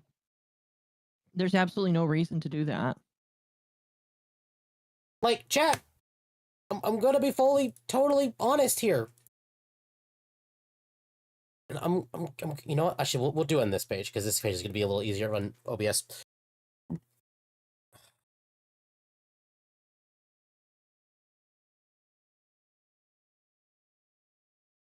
What are you doing? Go buy a Steam Deck. Go buy a 1 terabyte OLED Steam Deck. It's $650. No, yeah, for the price of a new TI card, you could get like a Steam Deck, which runs incredibly well and plays a shit ton of games on Steam. It's cheaper for a car trip to New York to ski mask. Really? Yeah, something like that. Hell, you could buy a 1 terabyte OLED for $650 on top of the $80 docking, like the dock, on top of Thank you for potentially correcting that. a $100, like a 1 terabyte SD card. It's still cheaper to buy a Steam Deck. It is still cheaper to buy the best Steam Deck on the market with all the accessories you need. And there's a new Steam Deck coming out soon too, I'm assuming. No. No? No. Still a couple years away? Yeah. Valve has said they're not going to just throw a release because they can throw a release, unlike Asus and MSI. I see. They fully believe that the top tier OLED is the best Steam Deck you can get, and it will be the best Steam Deck you can get for a while, and I believe them. I think I'm thinking of the Switch 2. Yeah, you're thinking Switch 2. Switch 2 is soon. Yeah. But even then, Switch 2 is probably going to be around the same specs as the OLED. The $650 OLED. And it's probably going to be cheaper. What about a laptop? No, don't. No. No. No. If you're gaming, do not go for a laptop. It's cheaper to buy a Scout PS5. I don't know about that one. I don't know about a Scout PS5. But it is cheaper to buy a PS5, yes. If released to PC. But at this point, right now, I'll be totally honest. Don't even buy a PS5 right now. Because now that we have the PS5 Pro, we're probably a year or two out from them being like, okay, here's the PS6. Don't. It's a waste of time. No, yeah, I agree.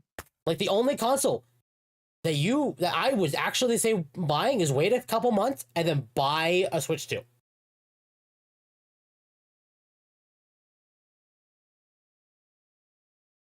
No, yeah, I agree. I haven't had a laptop in a long time. Holy cow. Yeah. Hell, the last time I know you have a laptop. I had a laptop and I sold it. I sold it to someone.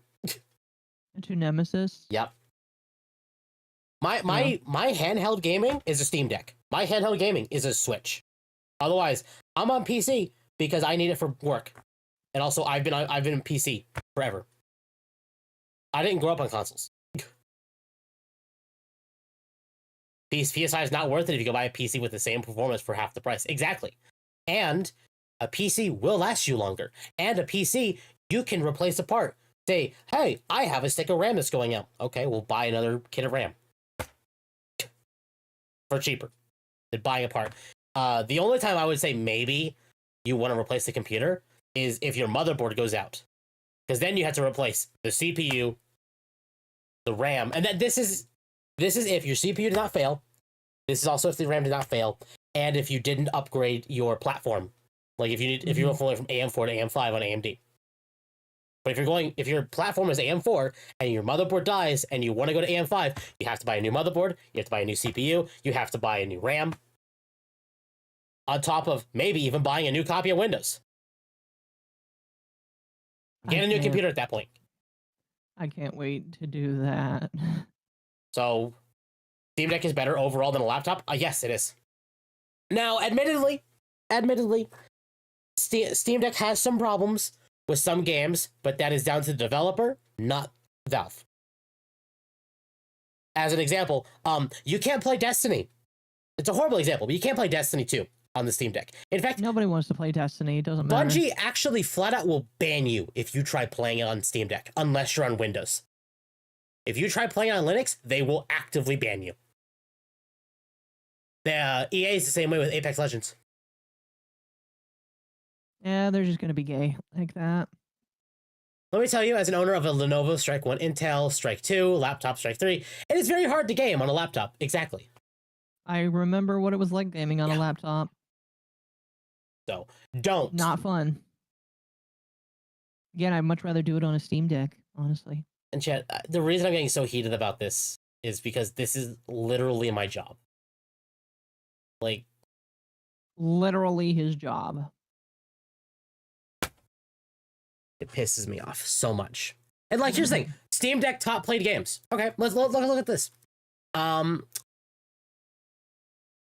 Fantasy VII Rebirth. This game, until fairly recently, was a PS5 exclusive. It is being played on the Steam Deck. Probably not very well, but it is probably played. Hogwarts Legacy. A very poorly optimized game, as we talked about tonight, runs in the Steam Deck. I heard it's decently optimized on the Steam Deck, though. Elden Ring, actually rather intensive, runs fine on the Steam Deck.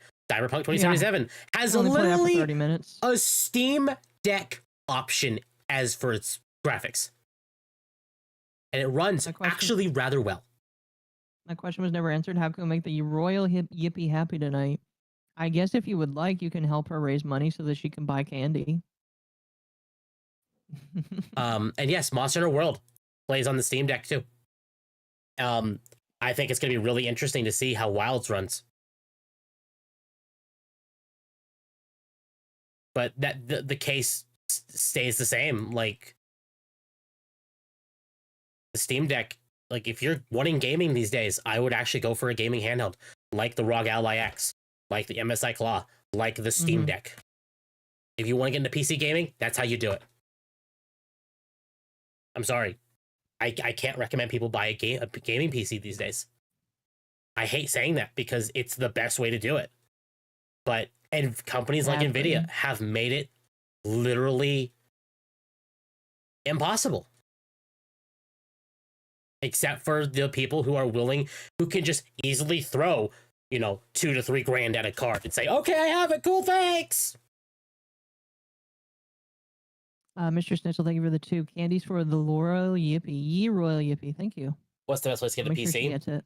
I like iBuyPower. I know some people have problems with pre-builts. Pre-builts are perfectly fine. Don't listen to people who say, oh, you should always build your PC. No. Because if you build your PC, you're also at the risk of breaking your parts. And if you break your parts, that's not down to warranty at that point. You can't just RMA it and send it back to the company and have it fixed. That's your fault if you mess up that part. Or you can just buy a pre-built, and if there's problems, contact the company. Then there's my problem where I built it correctly, but I didn't push in the memory, or not the memory. I didn't push in the CPU.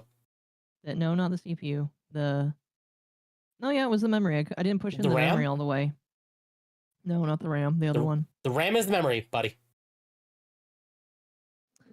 The other thing, the storage. Excuse me. The SSD. Yes, I didn't push the SSD in all the way, so it didn't recognize it at all. Yeah. If you don't know what you're doing, you're taking a massive risk. Exactly. That's exactly. I followed a video though. And you can't get a dock for the Steam Deck to use on a TV monitor. Yes, you can. So it is $80. I'm gonna just round it out. It's $80 to buy a dock. But it works. And you could buy cheaper ones. If you really, truly wanted to, you could buy cheaper ones on Amazon from like Ugreen or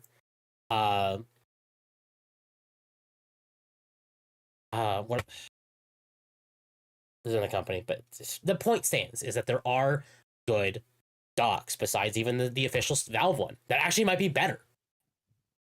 I have the official Valve one because I wanted to make sure there were no problems. because Nintendo, in their infinite wisdom, also scared people into buying other docks besides the Nintendo one. And I was about to take the risk with my $400 system. So I bought the official Valve one. Mm-hmm. Mine is a Skytech pre-built and it works just fine. Exactly.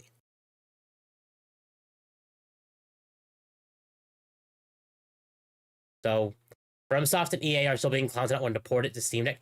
Not wanting to port what? And FromSoft? What about FromSoft? Every FromSoft game on Steam can be played on Steam Deck. JSOX. Thank you. That's the other name I'm thinking of.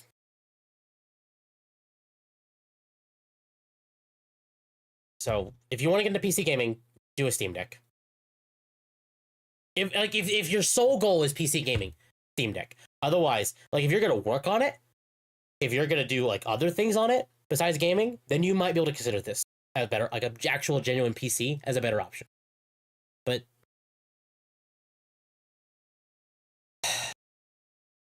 I'm getting upset. No, you are, and it's listen. It's okay. You are okay, good sir.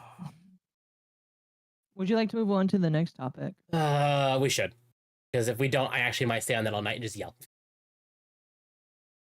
Yes, and we have been going for 2 hours, so we Chat, don't wanna...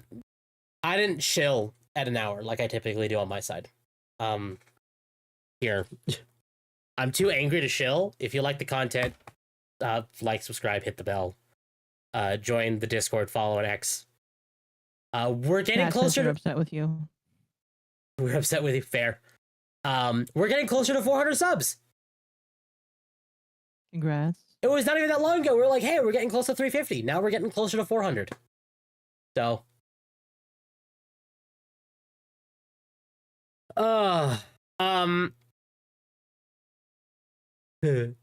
let's go to let's take a smaller topic, a smaller fun topic. That's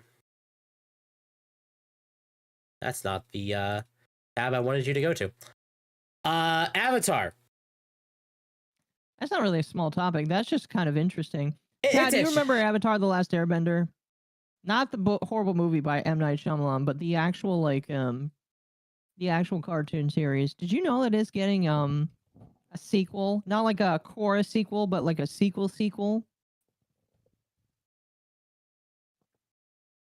Super duper exciting. Apparently, this takes place after a disaster that happens when this person discovers that they are the new Avatar after Korra. It is thousands of years after Korra. Korra destroyed the world. Yes, Korra destroyed the world, and now there's a new. Let me bring up the actual synopsis. Do we have that? Yeah, go ahead.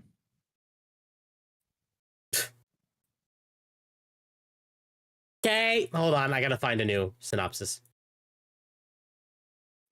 What happened? That post was deleted. You know, it's still visible on Discord. I know, but I can just grab a different one. But Avatar: Seven Havens, and is set in a world shattered by a devastating cataclysm. A young Earthbender discovers she is the new Avatar after Korra, but in this dangerous era, that title marks her as humanity's destroyer, not its savior. Hunted by both human and spirit enemies, she and her long-lost twin must uncover their mysterious origins and save the Seven Havens before civilization's last strongholds collapse. I understand people are upset about this, but it does sound interesting. So is it gonna be a post-apocalyptic? Somebody said Cyberpunk 2077. I mean, Korra did kind of follow like the steampunk style, so it could. Yeah. Didn't Korra destroy the Avatar line? It was destroyed in that line, but Korra is the start of the new line. Which means, and I'm not actually going to say that she's the only one in the line now, because it has, as far as we are aware, been thousands of years. So I didn't pay attention to the Korra show because I was told that it was hot garbage. Can you explain to me what happened in it? I know that there's like a lesbian couple at the very end. Yes. So, Korra, as far as the lesbian couple, Korra was with one of the other male, like main male characters of the show. And then all of a sudden, at the end, they broke up, and she's like, "Okay, hey, we'll go on a date with the other female character." And it was highly assumed they just, in that last second, became lesbians. It was weird. Here's a, okay, I'm gonna grab chat a little bit of chat's ire here. Obviously, the original is better. The original Avatar. Don't say that Korra is good. The original Avatar is better. Don't say that Korra is good. I didn't hate Korra. It wasn't as good as the original. Nowhere near as good as the original. But I still enjoyed it. I had fun with it. Chat, he's retarded. For anyone who's not watched Avatar, or at least kind of has that like understanding, I gave this example to someone and they said I was an idiot, but I'm going to kind of describe it. The first Avatar show, and this is for anyone that's watched Dragon Ball, you'll understand what I mean. The original Avatar, The Last Airbender, is kind of akin to like the original Dragon Ball, where it's like, it's fun, it's wacky, it's like, it's silly, but it has like actual genuinely story moments. But when it got serious and there were actual battles, you know, it was just martial arts battles. Chat is saying it was mid. Yeah, I know, I agree, it was mid. It wasn't awful. It wasn't horrible. It's just, Like I said, I never saw it, so I can't really give a good opinion. All I know is that people hated it. Yeah, I don't think it's worth being hated, but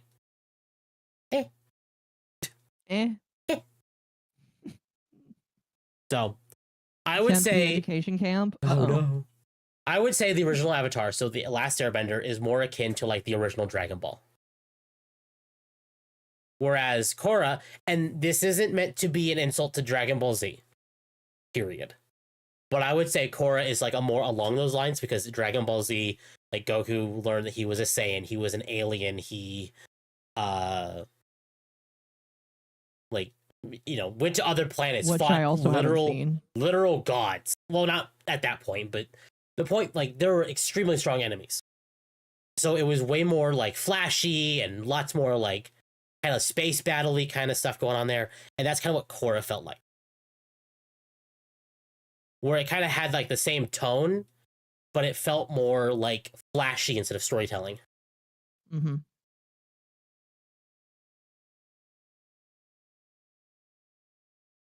Korra's GT? Okay, I can see that. Korra's GT. Yeah. I think that might be a little better example. She's a girl boss. Korra is very much a girl boss.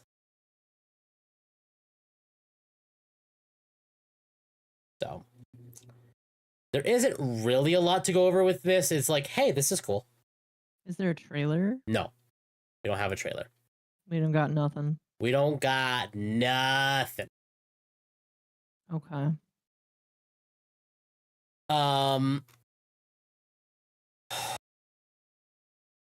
Let's see. We have 3D Among Us. That's right. We do have a 3D Among Us that's coming out. Chat here. Jeez, please tell me before we do that. Sorry, it just started playing the audio. I'm turning it down. Chat. Isn't this something that was announced a long time ago? No, this was announced very recently, like the last couple days. So, like, I think this is cool.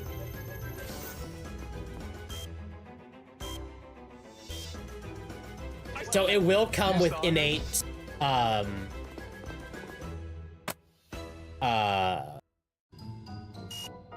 like proximity chat. And it will be cross-compatible with Among Us VR. Interesting. I don't know if it will be with the original Among Us, but I like this. I think this is cool. It does cross-play with VR. I'd be down to playing it again when this comes out. Chat's asking if somebody's already done this. I know what chat's saying, because like I swore I had heard that something like this had already happened. Is this new? No, I think what you're thinking of, what chat's thinking of, is actually it's actually a game on my wish list on Steam. Let me pull it up. Where is it? I got Space Station 13 for that true top-down experience. Where is it? Here it is. Where's the white women at? I have no idea. There's no women It's here at all. Lockdown Protocol, what you're thinking of, probably. À gauche. Hmm. C'est où, c'est où, c'est où, c'est où? I don't know who any of the Maybe streamers are, but this is probably what chat is thinking of. random ass streamer women. Salut. Bah, on peut discuter? Pretty sure I've seen something similar to that. Ok, voilà. Laisse faire. C'est Caro. On l'a- Also, they're thinking of VR chat Among Us. That's fair.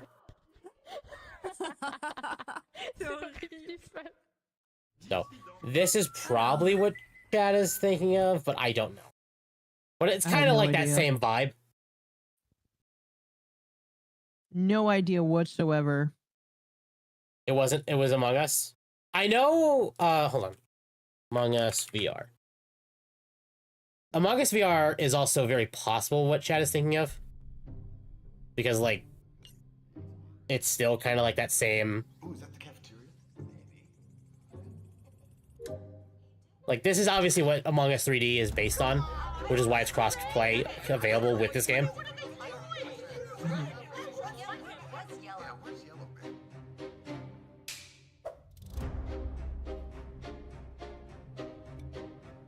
So maybe, I don't know. But I think it's cool that that's coming out. Like, neat. When someone calls you several ethnic slurs in a Romanian, and the janitor gondola doing God's work in the dorm rooms, and venting half northeast wing of the station. Is anyone else getting issues, or my Wi-Fi acting up? Stream's fine for me, so I'm gonna say it's probably your internet. Not my internet. Not your internet, but chat's. Wrong one. Why make a game that's only marginally different from the existing game? Admittedly, money. That's where, but there are improvements, like the proximity chat. That's not in base Among Us. People have to download mods to do that. I mean, hell, we've done that. Mm-hmm. So having that options there is nice. I hope they do add it to the original Among Us, but I think at least they probably do want the 3D version to be the definitive version. You think so? Yes. Why? Because it will be cross-compatible with VR and have that proximity chat. Mm-hmm. Maybe, I guess.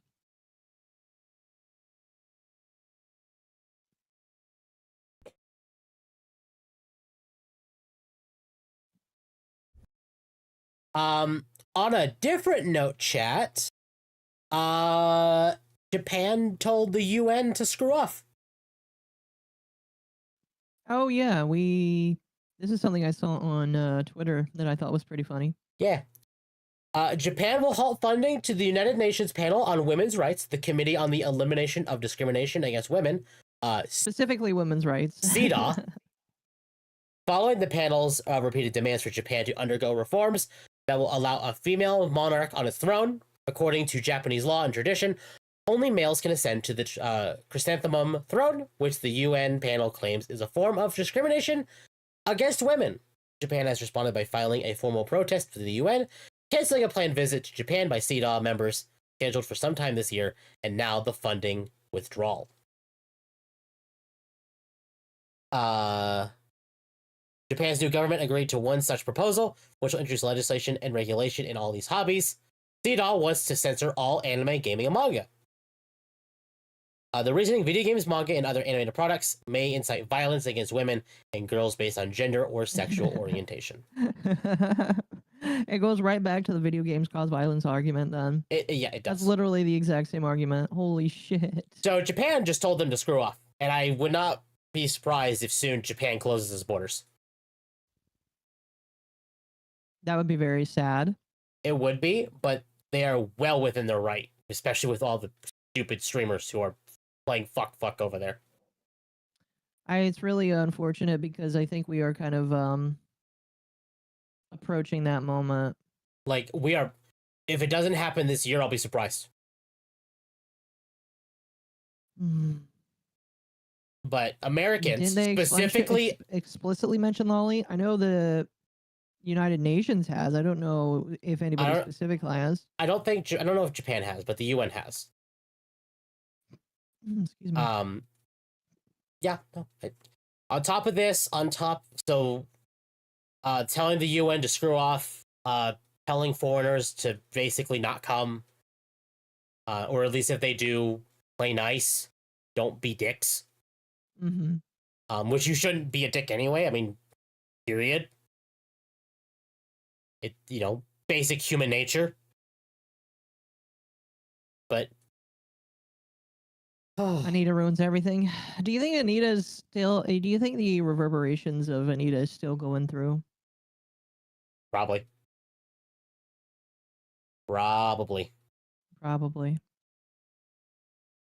So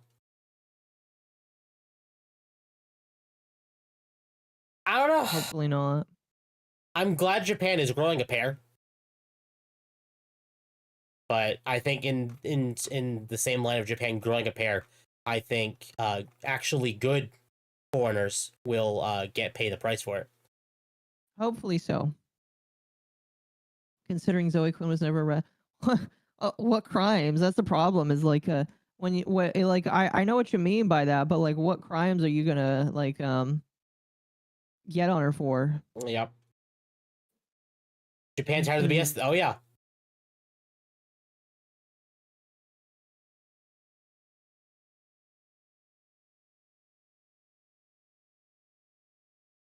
They had Anita at a UN convention recently. Japan needs to rise up for the dumpster left deadbeat streamers that come over against. I mean, yeah, they do. But they're not. I mean, some bars are actively like posting signs on their doors in English saying "foreigners not welcome." Did you see that some bars are like posting like obviously I can't say it on stream, but they start mentioning a funny mustache man. Just like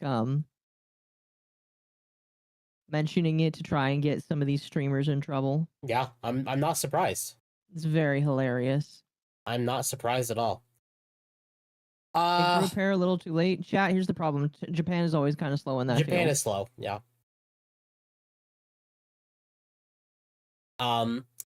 In some good news, chat, this was posted today. This was posted today. Steam, there we go. Steam is nearly at 40 million users. That's right. Sorry, 40 million connected users. What was their previous high? I don't remember, but it's pretty high. This is pretty good.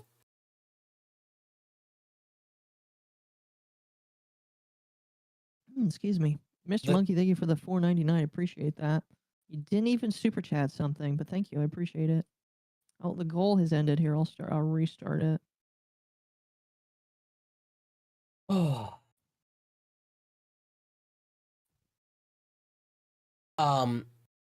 I saw this last night. I'll be totally honest. I made a video last night about it, and I wasn't happy with it because I was like getting ready to go to bed, and I saw this and I wanted to make a video on it, and I did, and then I said I didn't like it, and I went to bed. But Nier, like what? The video I made on this topic last night. Oh. But Nier is entering its 15th anniversary, and Square will be having its anniversary broadcast in April. Nice. So is it just a what kind of broadcast are we talking about here? I've heard that it's going to be a concert, so a live performance. They've not said there's going to be announcements. They've not said anything about that. That's why I've said in the video last night that I don't believe there will be an announcement, because I think we don't want to go into copium. Obviously, you don't want to do that. We don't want to do that. But if they are going to announce something, this is a milestone year. So don't be surprised if they at least talk about something, or at least mention, say, hey, the next Nier game is in development. We're not talking about it yet, but it's in development. Hey, hasn't that kind of been confirmed? No, I don't believe so. Oh. Square Enix Music has been doing a nonstop music stream for Nier since the 20th. Yeah, they have. I hate the feeling, get something done and then I don't like it, makes you scrap the whole deal. Yeah, I hate that feeling. But because it was like 1 a.m., I wasn't going to fight it. I wasn't going to re-record it. I just went to bed. Mm-hmm. I need to edit my video. I kind of want to do it tonight, but by the same token, I really... Yeah. Nier, the only franchise that's being profitable for Square. I'm gonna I agree and mildly disagree. And I only disagree because there's really been nothing for Nier in a while.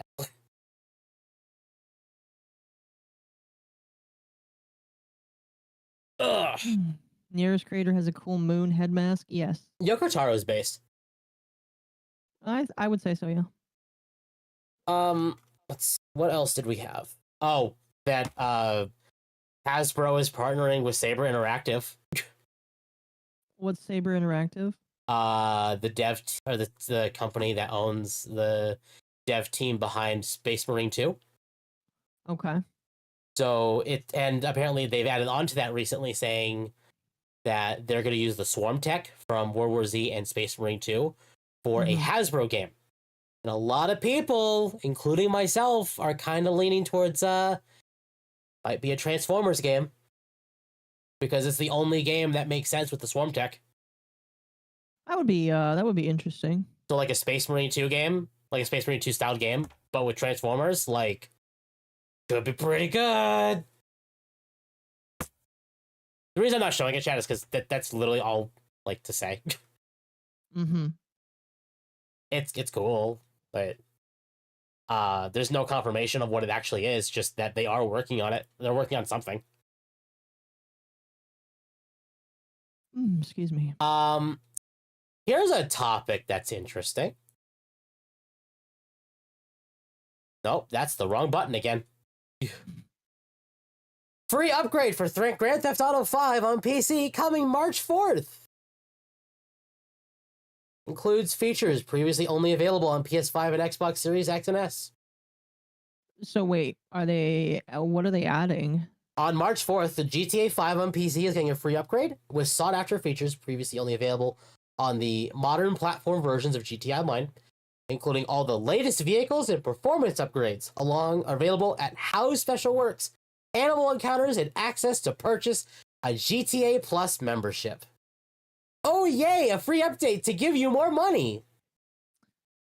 A free update to give them more money, you mean? Yes. Along with improved graphics options, faster loading times, and more. I don't have actual evidence of it. I have seen it. But apparently this update, they also removed any transphobic and homophobic stuff from GTA 5, watering it down and basically... Wait. What would be considered transphobic? There was a toy in like a different house somewhere in the game that had a man, like a transgender man in like a pink skin suit, and they changed that so just some basic random guy. Uh-huh. Okay. It's weird. Uh-huh. New vehicles, ambient animals. PC players can sign up for GTA Plus membership to get special benefits. Track your criminal movements. That's it. Also, hi Toasty. That's interesting. I guess I would have to see a list, because whenever somebody says we're removing transphobic things from a video game, I just have to sit here and say, okay, but what are you actually removing? Exactly. What's actually being removed right now? Navigate a refreshed landing page as your starting destination to get straight into the action. Plus, take advantage of an improved introductory flow for newer players with a GTA $4 million windfall to buy property, vehicles, and other items. This upgraded version of GTA 5 on PC also features all of our recent player experience improvements for GTA Online, including kernel-based anti-cheat protection and proactive voice chat moderation. Wait, they're adding anti-cheat now? Yes. It's Okay. actually why GTA Online is no longer playable on the Steam Deck. Oh, interesting. So, Interesting. also, we get ray tracing. Yay! Again, in GTA. In GTA 5, which was a game released in 2013. Chat, do you want that? I'm serious. Like, Also, okay, support for AMD FSR1 and FSR3 and DLSS3. Ah, yes, we need frame generation for a game from 2013. I have not finished all of GTA just because it's not really 100% my game. But do you want that? Like, chat? Are these things that you need? Because they don't sound like things that you need. Chat, you can actually see okay, the visible frustration of my model. okay, like, there's just occasionally times when people go back to old games that they still want to milk. Because I know that until GTA 6 is done, they're gonna try and do 5 for all it's worth. Oh, And yeah. I'm just sitting here like, why'd you need, why? Like, why? I just don't get it. No, yeah. Story was mid. I've heard that the story is okay. Story's okay. I finished it. It's nothing like special. If you want a good story, go play Red Dead Redemption. Which I still need to play also. Or hell, go back and play GTA 4.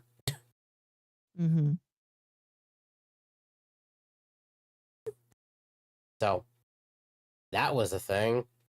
Also, the recommended graphics now is an RTX 3060. Really? So they're just upping the graphic? Yeah. Oh man. That's not good. Oh.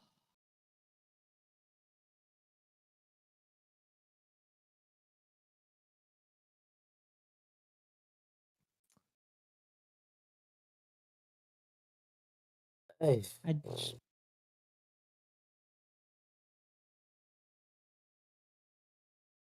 After what they did with Red Dead Redemption, I have little faith.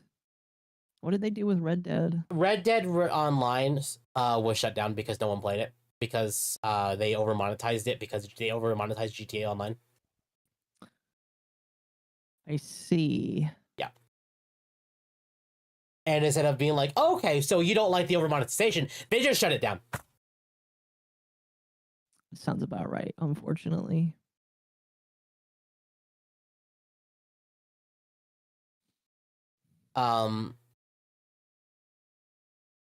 Chat, do you want to know a game that, at the least from my initial outset, isn't necessarily like overbearing on its monetization?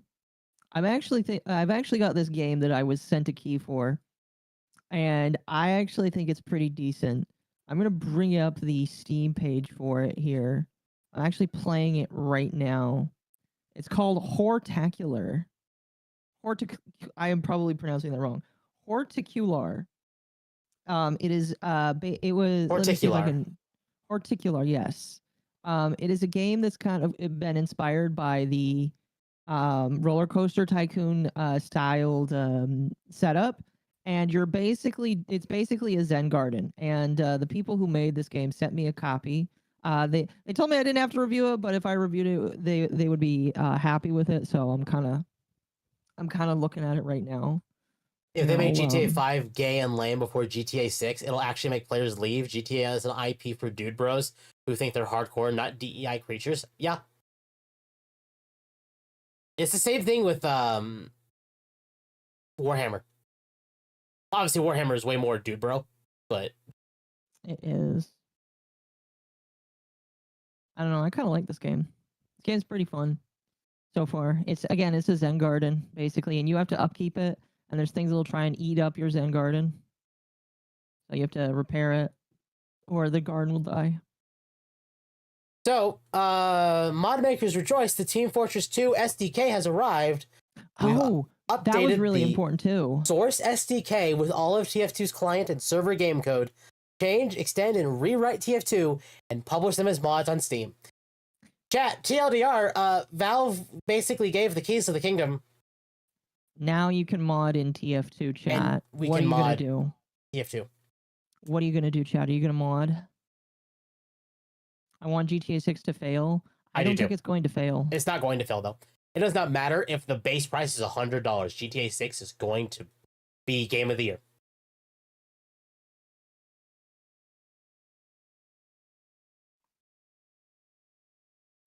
It probably will be, yeah. This means TF2 is dead. I don't think that. I think that just means that they don't care that much anymore. But well, maybe that is that they're dead. Yeah, that kind of means dead. I mean, it's going to revitalize the game because, you know, actual official modding support now is a thing.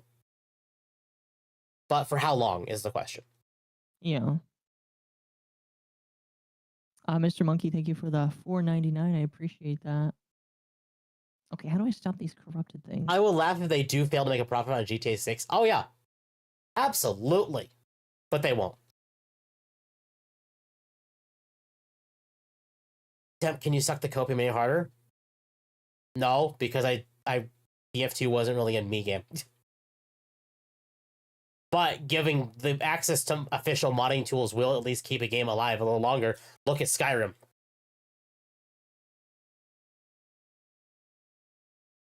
Oh, How many- just wait for them to How come many anime girls and not safe for work will be uploaded day one? Yeah, exactly. Well, seeing all the Exactly. stuff that goes into Gmod, I would not be surprised. Oh yeah. I pray GTA GTA isn't Game of the Year. I don't want to, but I have to now. I wish the game is a broken mess at launch. Even if it is a broken mess at launch, it's Grand Theft Auto. It will be nominated for Game of the Year. Probably. From what I've played, I'm hoping Monster Hunter Wilds is also nominated for Game of the Year, and Monster Hunter Wilds wins. But I doubt anything's going to beat GTA 5 or GTA 6. Sorry. You don't think so? No. GTA 6 is way too popular. Again, the last time we had a new Grand Theft Auto game was 2013. It was that long ago? Yes. When we still had the PS3 and the 360. No, wait. No, sorry. That was Xbox Series. No, sorry. Xbox One and PS4. No, wait, no. Sorry, hold on. I'm talking my ass now. When did GTA 6? GTA 5. GTA 5 came out in 2013 on PS3, PS4, PS5, Xbox 360, Xbox One, Xbox Series X and S. And obviously that's through the years, but it came out on PS3 and 360. Interesting.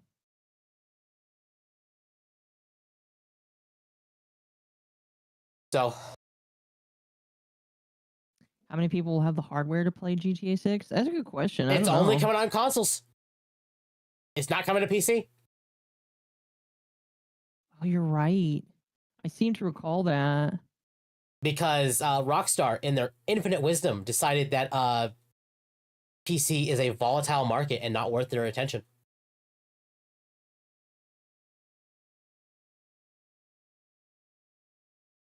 PC will get GTA 6 in about a year or two after it launches.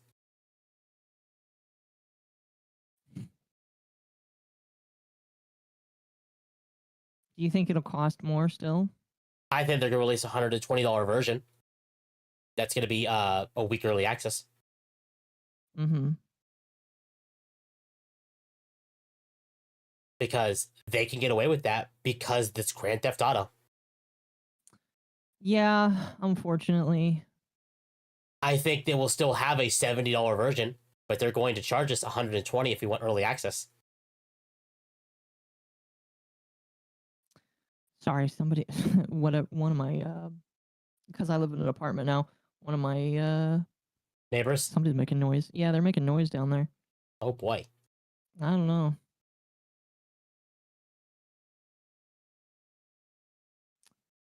I don't know. I really I guess me saying that I have hope that that doesn't happen is stupid because we all know it's going to happen. Sadly, Yep.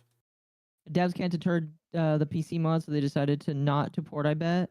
No, they have to port. It'll be really bad if they don't. Yeah. It's gonna come to PC. It just won't come to PC at launch. Yeah. They're going to Square Enix GTA 6. Yes, but in Square Enix's defense, Square has also denounced exclusivity. Square Wait, is what just does that mean? oh, they're going full multi-platform now.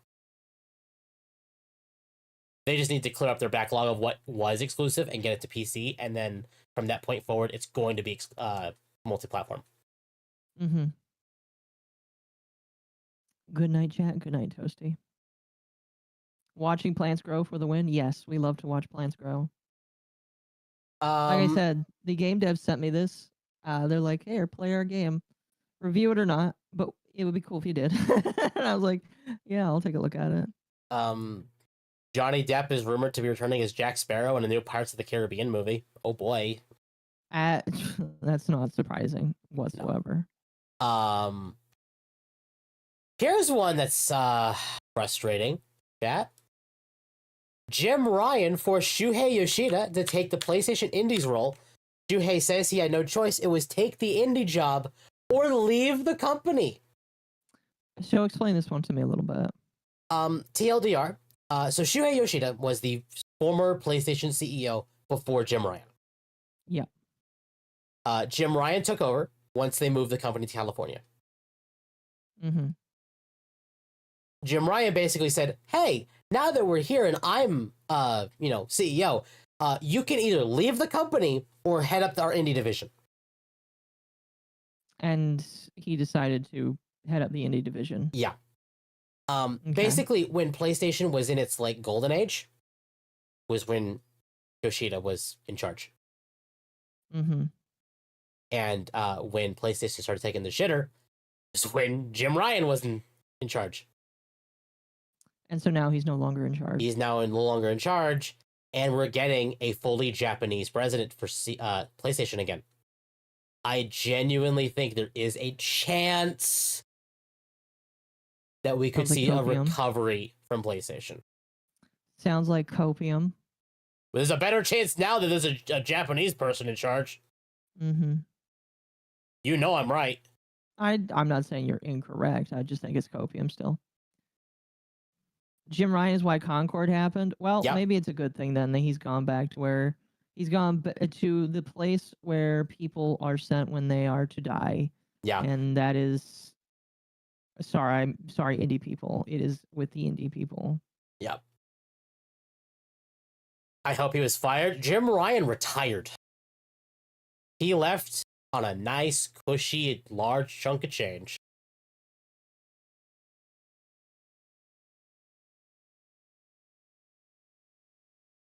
The Japanese were the ones that started the console exclusivity. Well, maybe they'll bring it back. I don't know. I wouldn't be surprised if they brought back console exclusivity, because PlayStation as a console is suffering. Uh-huh. I'm glad that the games are on PC, but I would not be surprised at all if they brought back exclusivity. There's no saving Microsoft, so hopefully Sony corrects themselves. Yeah, no, Microsoft is just...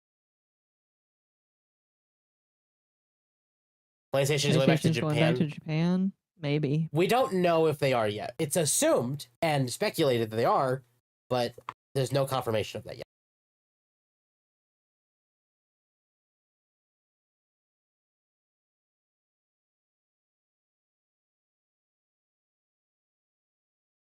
Let's see. What else do we got? Yasuke Simulator. Oh, yeah. We talked about that last night. Yeah.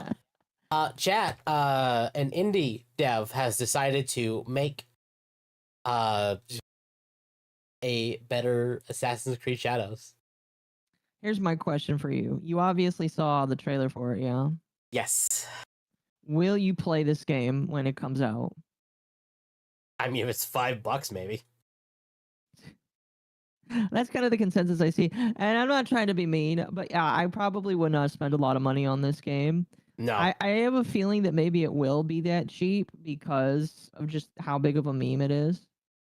Hold up. Are they really delaying GTA 6 to PC for a year? So they want the game to pretty much be dead until it releases on PC. Because with 5 still going, I'm sure that most of the players will keep playing that until 6 is on PC. So where did they say? I know they said it. Hold on. GTA 6. These little Keebler elves really are like elf-sized. $100 price tags are going to be dead on arrival. That price tag is going to kick AAA's arse, and the indie scene is going to go from eating their lunch to eating their dinner. I agree, probably. Good morning, good morning.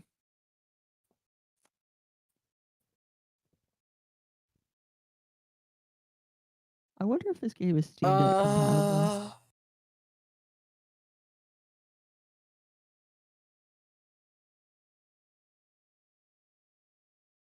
One curious creature.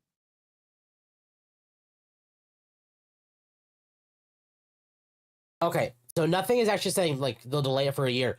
People are actually bouncing that idea off the fact that that's been their practice before, because it took Red Dead Redemption 2 a lot longer to come out on PC after it came out on console. Same for GTA 5. So Rockstar has a history of delaying the PC release in favor of the console release. Is there a reason why?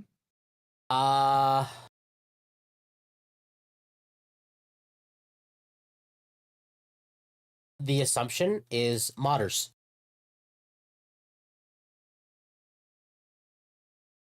So GTA 4 has a very robust modding scene. And every time a surge in mods happens, especially within the content creation sphere, Rockstar tries doubling down and trying to get rid of them. Even for GTA 4. Why? Because they don't like mods. I don't know why, but they don't like mods. I know a lot of companies don't like mods. We know that Square Enix doesn't like mods. Yeah. So that is the assumption with GTA, like with Rockstar, like doing that, is like just not wanting to support the modding scene. They know it has to come to PC, but they try and delay it as long as possible. However, while searching for the information to prove what I say correct, there's interesting stuff from companies like IGN or PC Gamer, which take, for what you will, because, they're not good. Yeah. Peripheral maker Corsair, actually, let me bring this to the main window, says GTA 6 is coming to PC in early 2026, and then immediately yoinks it back. Wait, really? Why? GTA 6 is still on track for a console release in the fall of this year, and a PC version of the game still firmly within the realm of wishful thinking.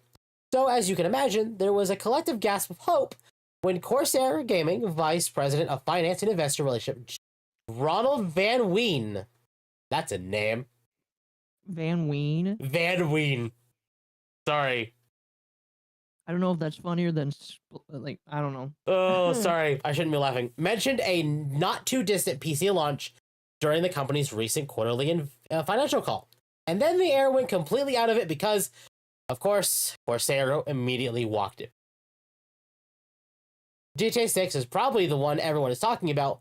Van Ween said in response to a question about the impact of upcoming games on hardware sales, and we'll get a glimpse of that, I think, later on in the year for console. My understanding now is it's going to come out in the fall for console and then early 26 for PC. That's pretty definitive and believable too, if perhaps a little too optimistic. Rockstar has a long history of releasing its big games on PC well after the console versions drop, going all the way back to GTA 3, and the shortest span between them for GTA 3, Vice City, and GTA 4 has been 7 months. If GTA 6 makes its fall 2025 release target and Take-Two steady as she goes notwithstanding, we're not so sure about that, matches the company's quickest prior turnaround, PC release would land more in the realm of April or May, which I consider more of a mid-2026 window, really. Not that it matters all that terribly much, because shortly after Van Ween's comments came to public light, Corsair shot it all down, telling IGN that he was merely speculating and that Corsair hasn't been provided any kind of PC release target by either Take-Two or Rocksteady. Well, it was fun while it lasted. If you're of a conspiratorial bent, you might think back to the time that Warner Brothers Discovery's CEO David Zaslav casually revealed during an investors call that Mortal Kombat 12, which previously did not exist in any official sense, was on the way. And given how that turned out to be true, you might also wonder if perhaps Corsair's takeback was not so much because Van Ween was just shooting from the hip, but because someone got a not too happy email from Strauss Zelnick about it. I would certainly not suggest that's the case. If Corsair says it's not so, then it's not so. I'm just, speculating.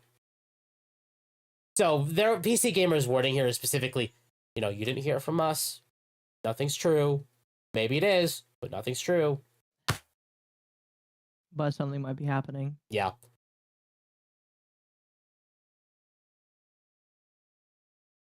That's interesting. I knew a kid with the last name Van Ween. Van Weenen. Van Weenen.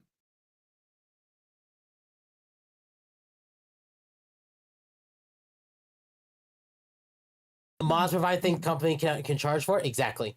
Single player games should always be free to mod. Yep. Agreed. So yeah, I don't know. Yeah, that's about like all of our big topics for the night. Yeah. I mean, George R. R. Martin says there's talks about making an Elden Ring movie. That's cool. We kind of knew that was coming. Yeah, it's big enough. Sonic DC news, but that's not like anything. Sonic DC. Oh, did you not hear about this? No. All right, chat, we're bringing this up. Whoop. DC X Sonic issue number 3. Oh, okay. The Justice League is gone. Who will protect the Earth and beyond from the myriad of supervillains on the prowl? Enter Sonic and his friends to pick up the slack. Watch as Sega's iconic characters don the costumes of DC's finest and take on their greatest foes. We knew this was happening. It was just when.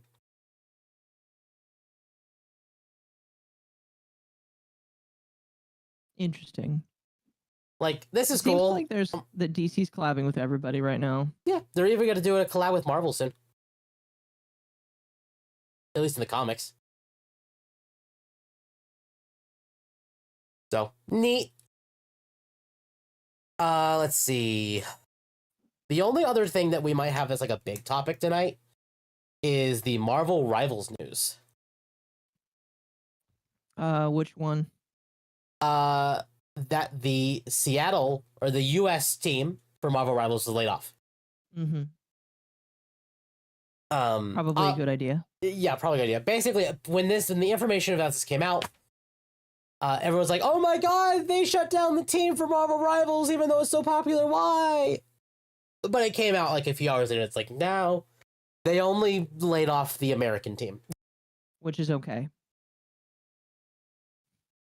Sorry, Chad. Well, not really. I just think it's okay. DC collabs with everyone, even Ruby. At least in the defense of Ruby, Warner Brothers owned Ruby at the time. So.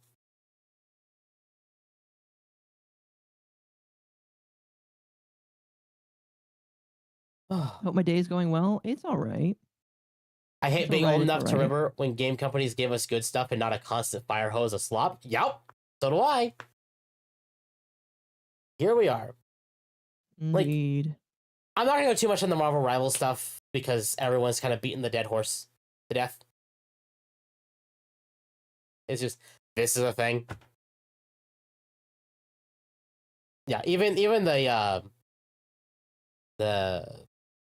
oh god, I'm blanking the name of what the Twitter or the X community notes says. This post is misleading and exaggerates the layoffs. OP was the director of a small US-based support studio that was 6 people, and that was laid off, which was not part of the main development team. The main Marvel Rivals team at NetEase is based in China.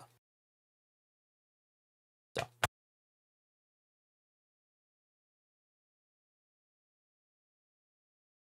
I Otherwise, do think that they did this because they wanted to. They're trying to scale back on America because they're realizing America just doesn't have a lot of good opinions. really, it doesn't. What did the Seattle team even do? That's the question. That is the question. What did they even do? Otherwise, chat, that is all of our topics for the night.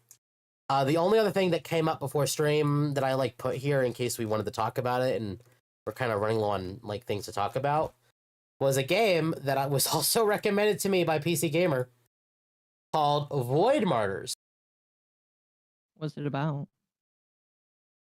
Void Martyrs is a grimdark survival horror about a nun in a spacesuit.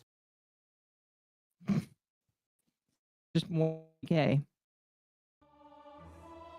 I mean, it's kind of neat. Oh, chat can't see it. Sorry, chat. I thought I... Here, since you're showing this, I want to see. That's kind of terrifying, not gonna lie. Oh.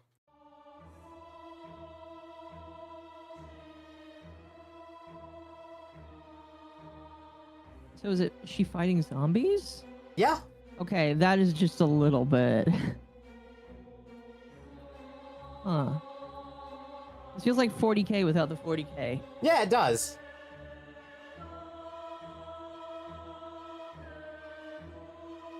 I think even though it is survival horror, I think it'll be more accessible because of the top-down nature of it. Yeah. Battle mallet for 20k. Like Project Zomboid in space. Yeah. It Oh, is no, kind of Lumi will horror. love It is this. actually pretty horrifying to see. But it looks cool. Lumi will love this. Have you Lumi, sent it yeah. to her? Yeah. Let me give me the link for it. Yeah, send it to Lumi. Just gonna message Lum Lum. I think she's streaming right now, but definitely show it That's to her. okay. It's okay. Otherwise, chat, that is literally everything we had for the night. Yeah. Oh, Space Mace 69. Oh, goodness. I mean, hey, that was pretty decent for tonight. Really Yeah. wasn't a whole lot of big stuff.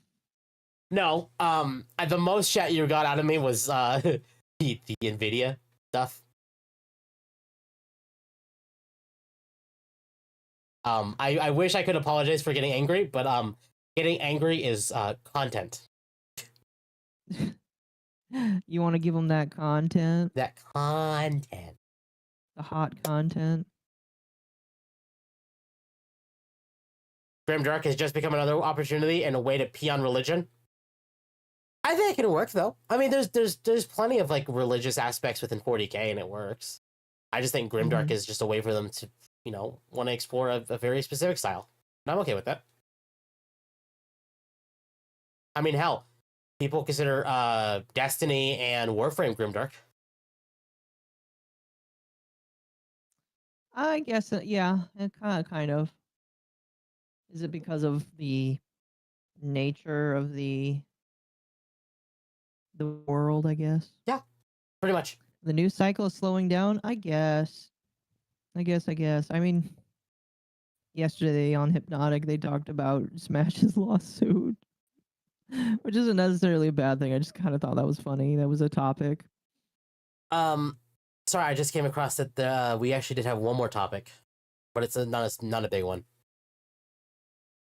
Okay. Doctor Who facing axe as lead star Naktui Gatwa quits amid woeful rating and fans' fury at woke storylines. Oh, yeah, so Doctor Who might be over again. Yep. Yay. So, like, end of last month, I believe, they basically said, hey, the female Black Doctor is the actual canon first Doctor. And everyone was mad about that because it's like, we told you to forget about this. This just didn't happen. This doesn't exist. Stop. And then, and now this, and now BBC is saying that this is false. This is false. Obviously, they're not gonna flat out admit this is true. But no, obviously, I don't think you should expect that. But I believe this. I fully believe this. No, I do too. What's funny Unfortunately. is there's a Cloudfish TV video. I haven't watched it yet. Basically saying that they might be talking about bringing back David Tennant again. Stop. Why? Stop. Did you see Kratos' streams on Avowed? No. I'm sure that his streams were fantastic to watch. Oh yeah.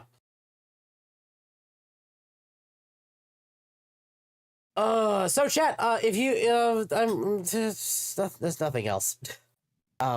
Chad, if there's something you want us to talk about, now is the time. Yeah.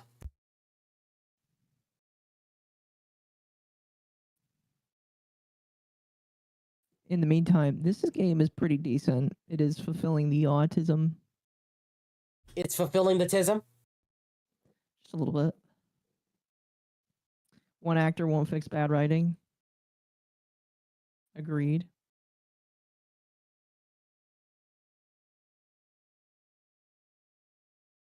Why am I losing so much money? Is it because of the gnomes?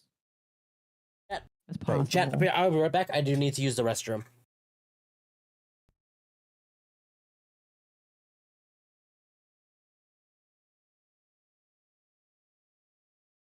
Yeah, his home was kind of taken away. Sorry, bud. It's too expensive.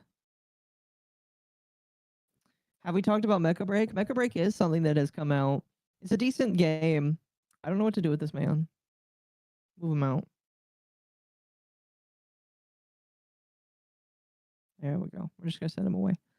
Mecha Break is a game that I really like it because here.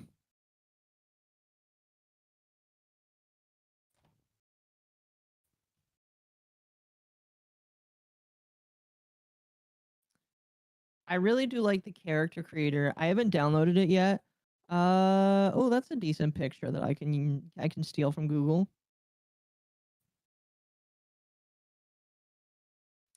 We have to zoom out, but like the game allows you to make some really nice detailed characters. I think that if you really love Evangelion, you're really gonna love this. Oh yeah, Mecha Break is cool.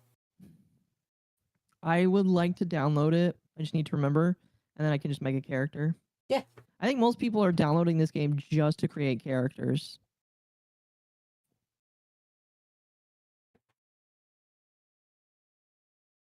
They say dogs make eye contact when they pee because it makes them feel safe. It's got good jiggle physics. That's what it looks like. I've seen a lot of people say so. Let's see. What is your experience with the Steam Deck, like games you play out and how it performs? So chat, here's the funny part about that. I have a Steam Deck. I have it in my hands right now. I don't use it. Gosh. I wish I never did. use it. But as I told Occo, and Occo can attest to this, I don't use it because I don't go anywhere. And if I'm at home, I'm using my computer. So it's a fantastic system, but I don't use it. And no, it's not for sale. Gotta try. Yeah, I would try Mecha Break personally.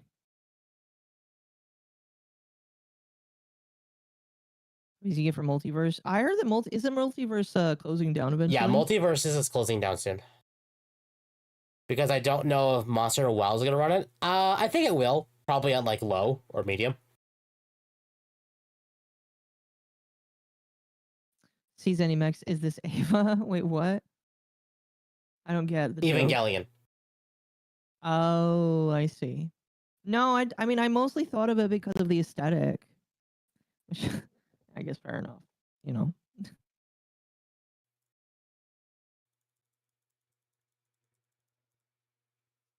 Ugh. I don't know. So, we're getting close to 3 hours. Chat, I'm gonna do one more show for the night. Actually, I'll probably second one more show before we end. If you like hearing me scream about Nvidia or other garbage like that in that manner, and get me heated to that topic, like topics like that again, go follow me. He really wants your love and attention, chat. Dogs do often want love and attention. Yes. I'm planning on streaming as much as possible. I only played it one day because Warframe. Yeah, I've never played it. I've heard a lot of people that enjoyed it for the most part, but I've never played it or touched it. And now I definitely won't. No, I definitely won't. By the way, chat, I think we're going to raid Mizu. Mizu is talking about one of his favorite stalkers, one of his favorite stalker children, that love to pay attention to him, and really all of Under the Tea, but mostly just him, because he is a prolific stalker himself. Yep. So we're gonna raid into him. I'm gonna raid into him at the very least. Yep. No, I'm gonna be done too. Chat. We're gonna send you off to Mizu again. Final time I'm shilling because we're doing ending now anyway. If you like the content I produce, please leave a like, follow, subscribe, hit the bell. Follow me on Twitch. Otherwise, if you like the content I produce, join the Discord. I'm active there, and I post when I go live there. Same on X. Otherwise, we'll see. I'll be on next Friday. Next Friday, if my computer behaves, we're playing Monster Hunter Wilds. Same Friday and Saturday, and then Sunday will still be Nightwave next week as well. Otherwise, chat. See you all next week. I'm gonna chill out for a bit. You all have a wonderful night. I'm gonna send you all to Mizu. Peace. Night, chat. Gonna set up the Mizu raid, and then I'll be sending you over. Otherwise, chat, thank you all for coming by. Had a great time tonight. See you all next week. Night, chat.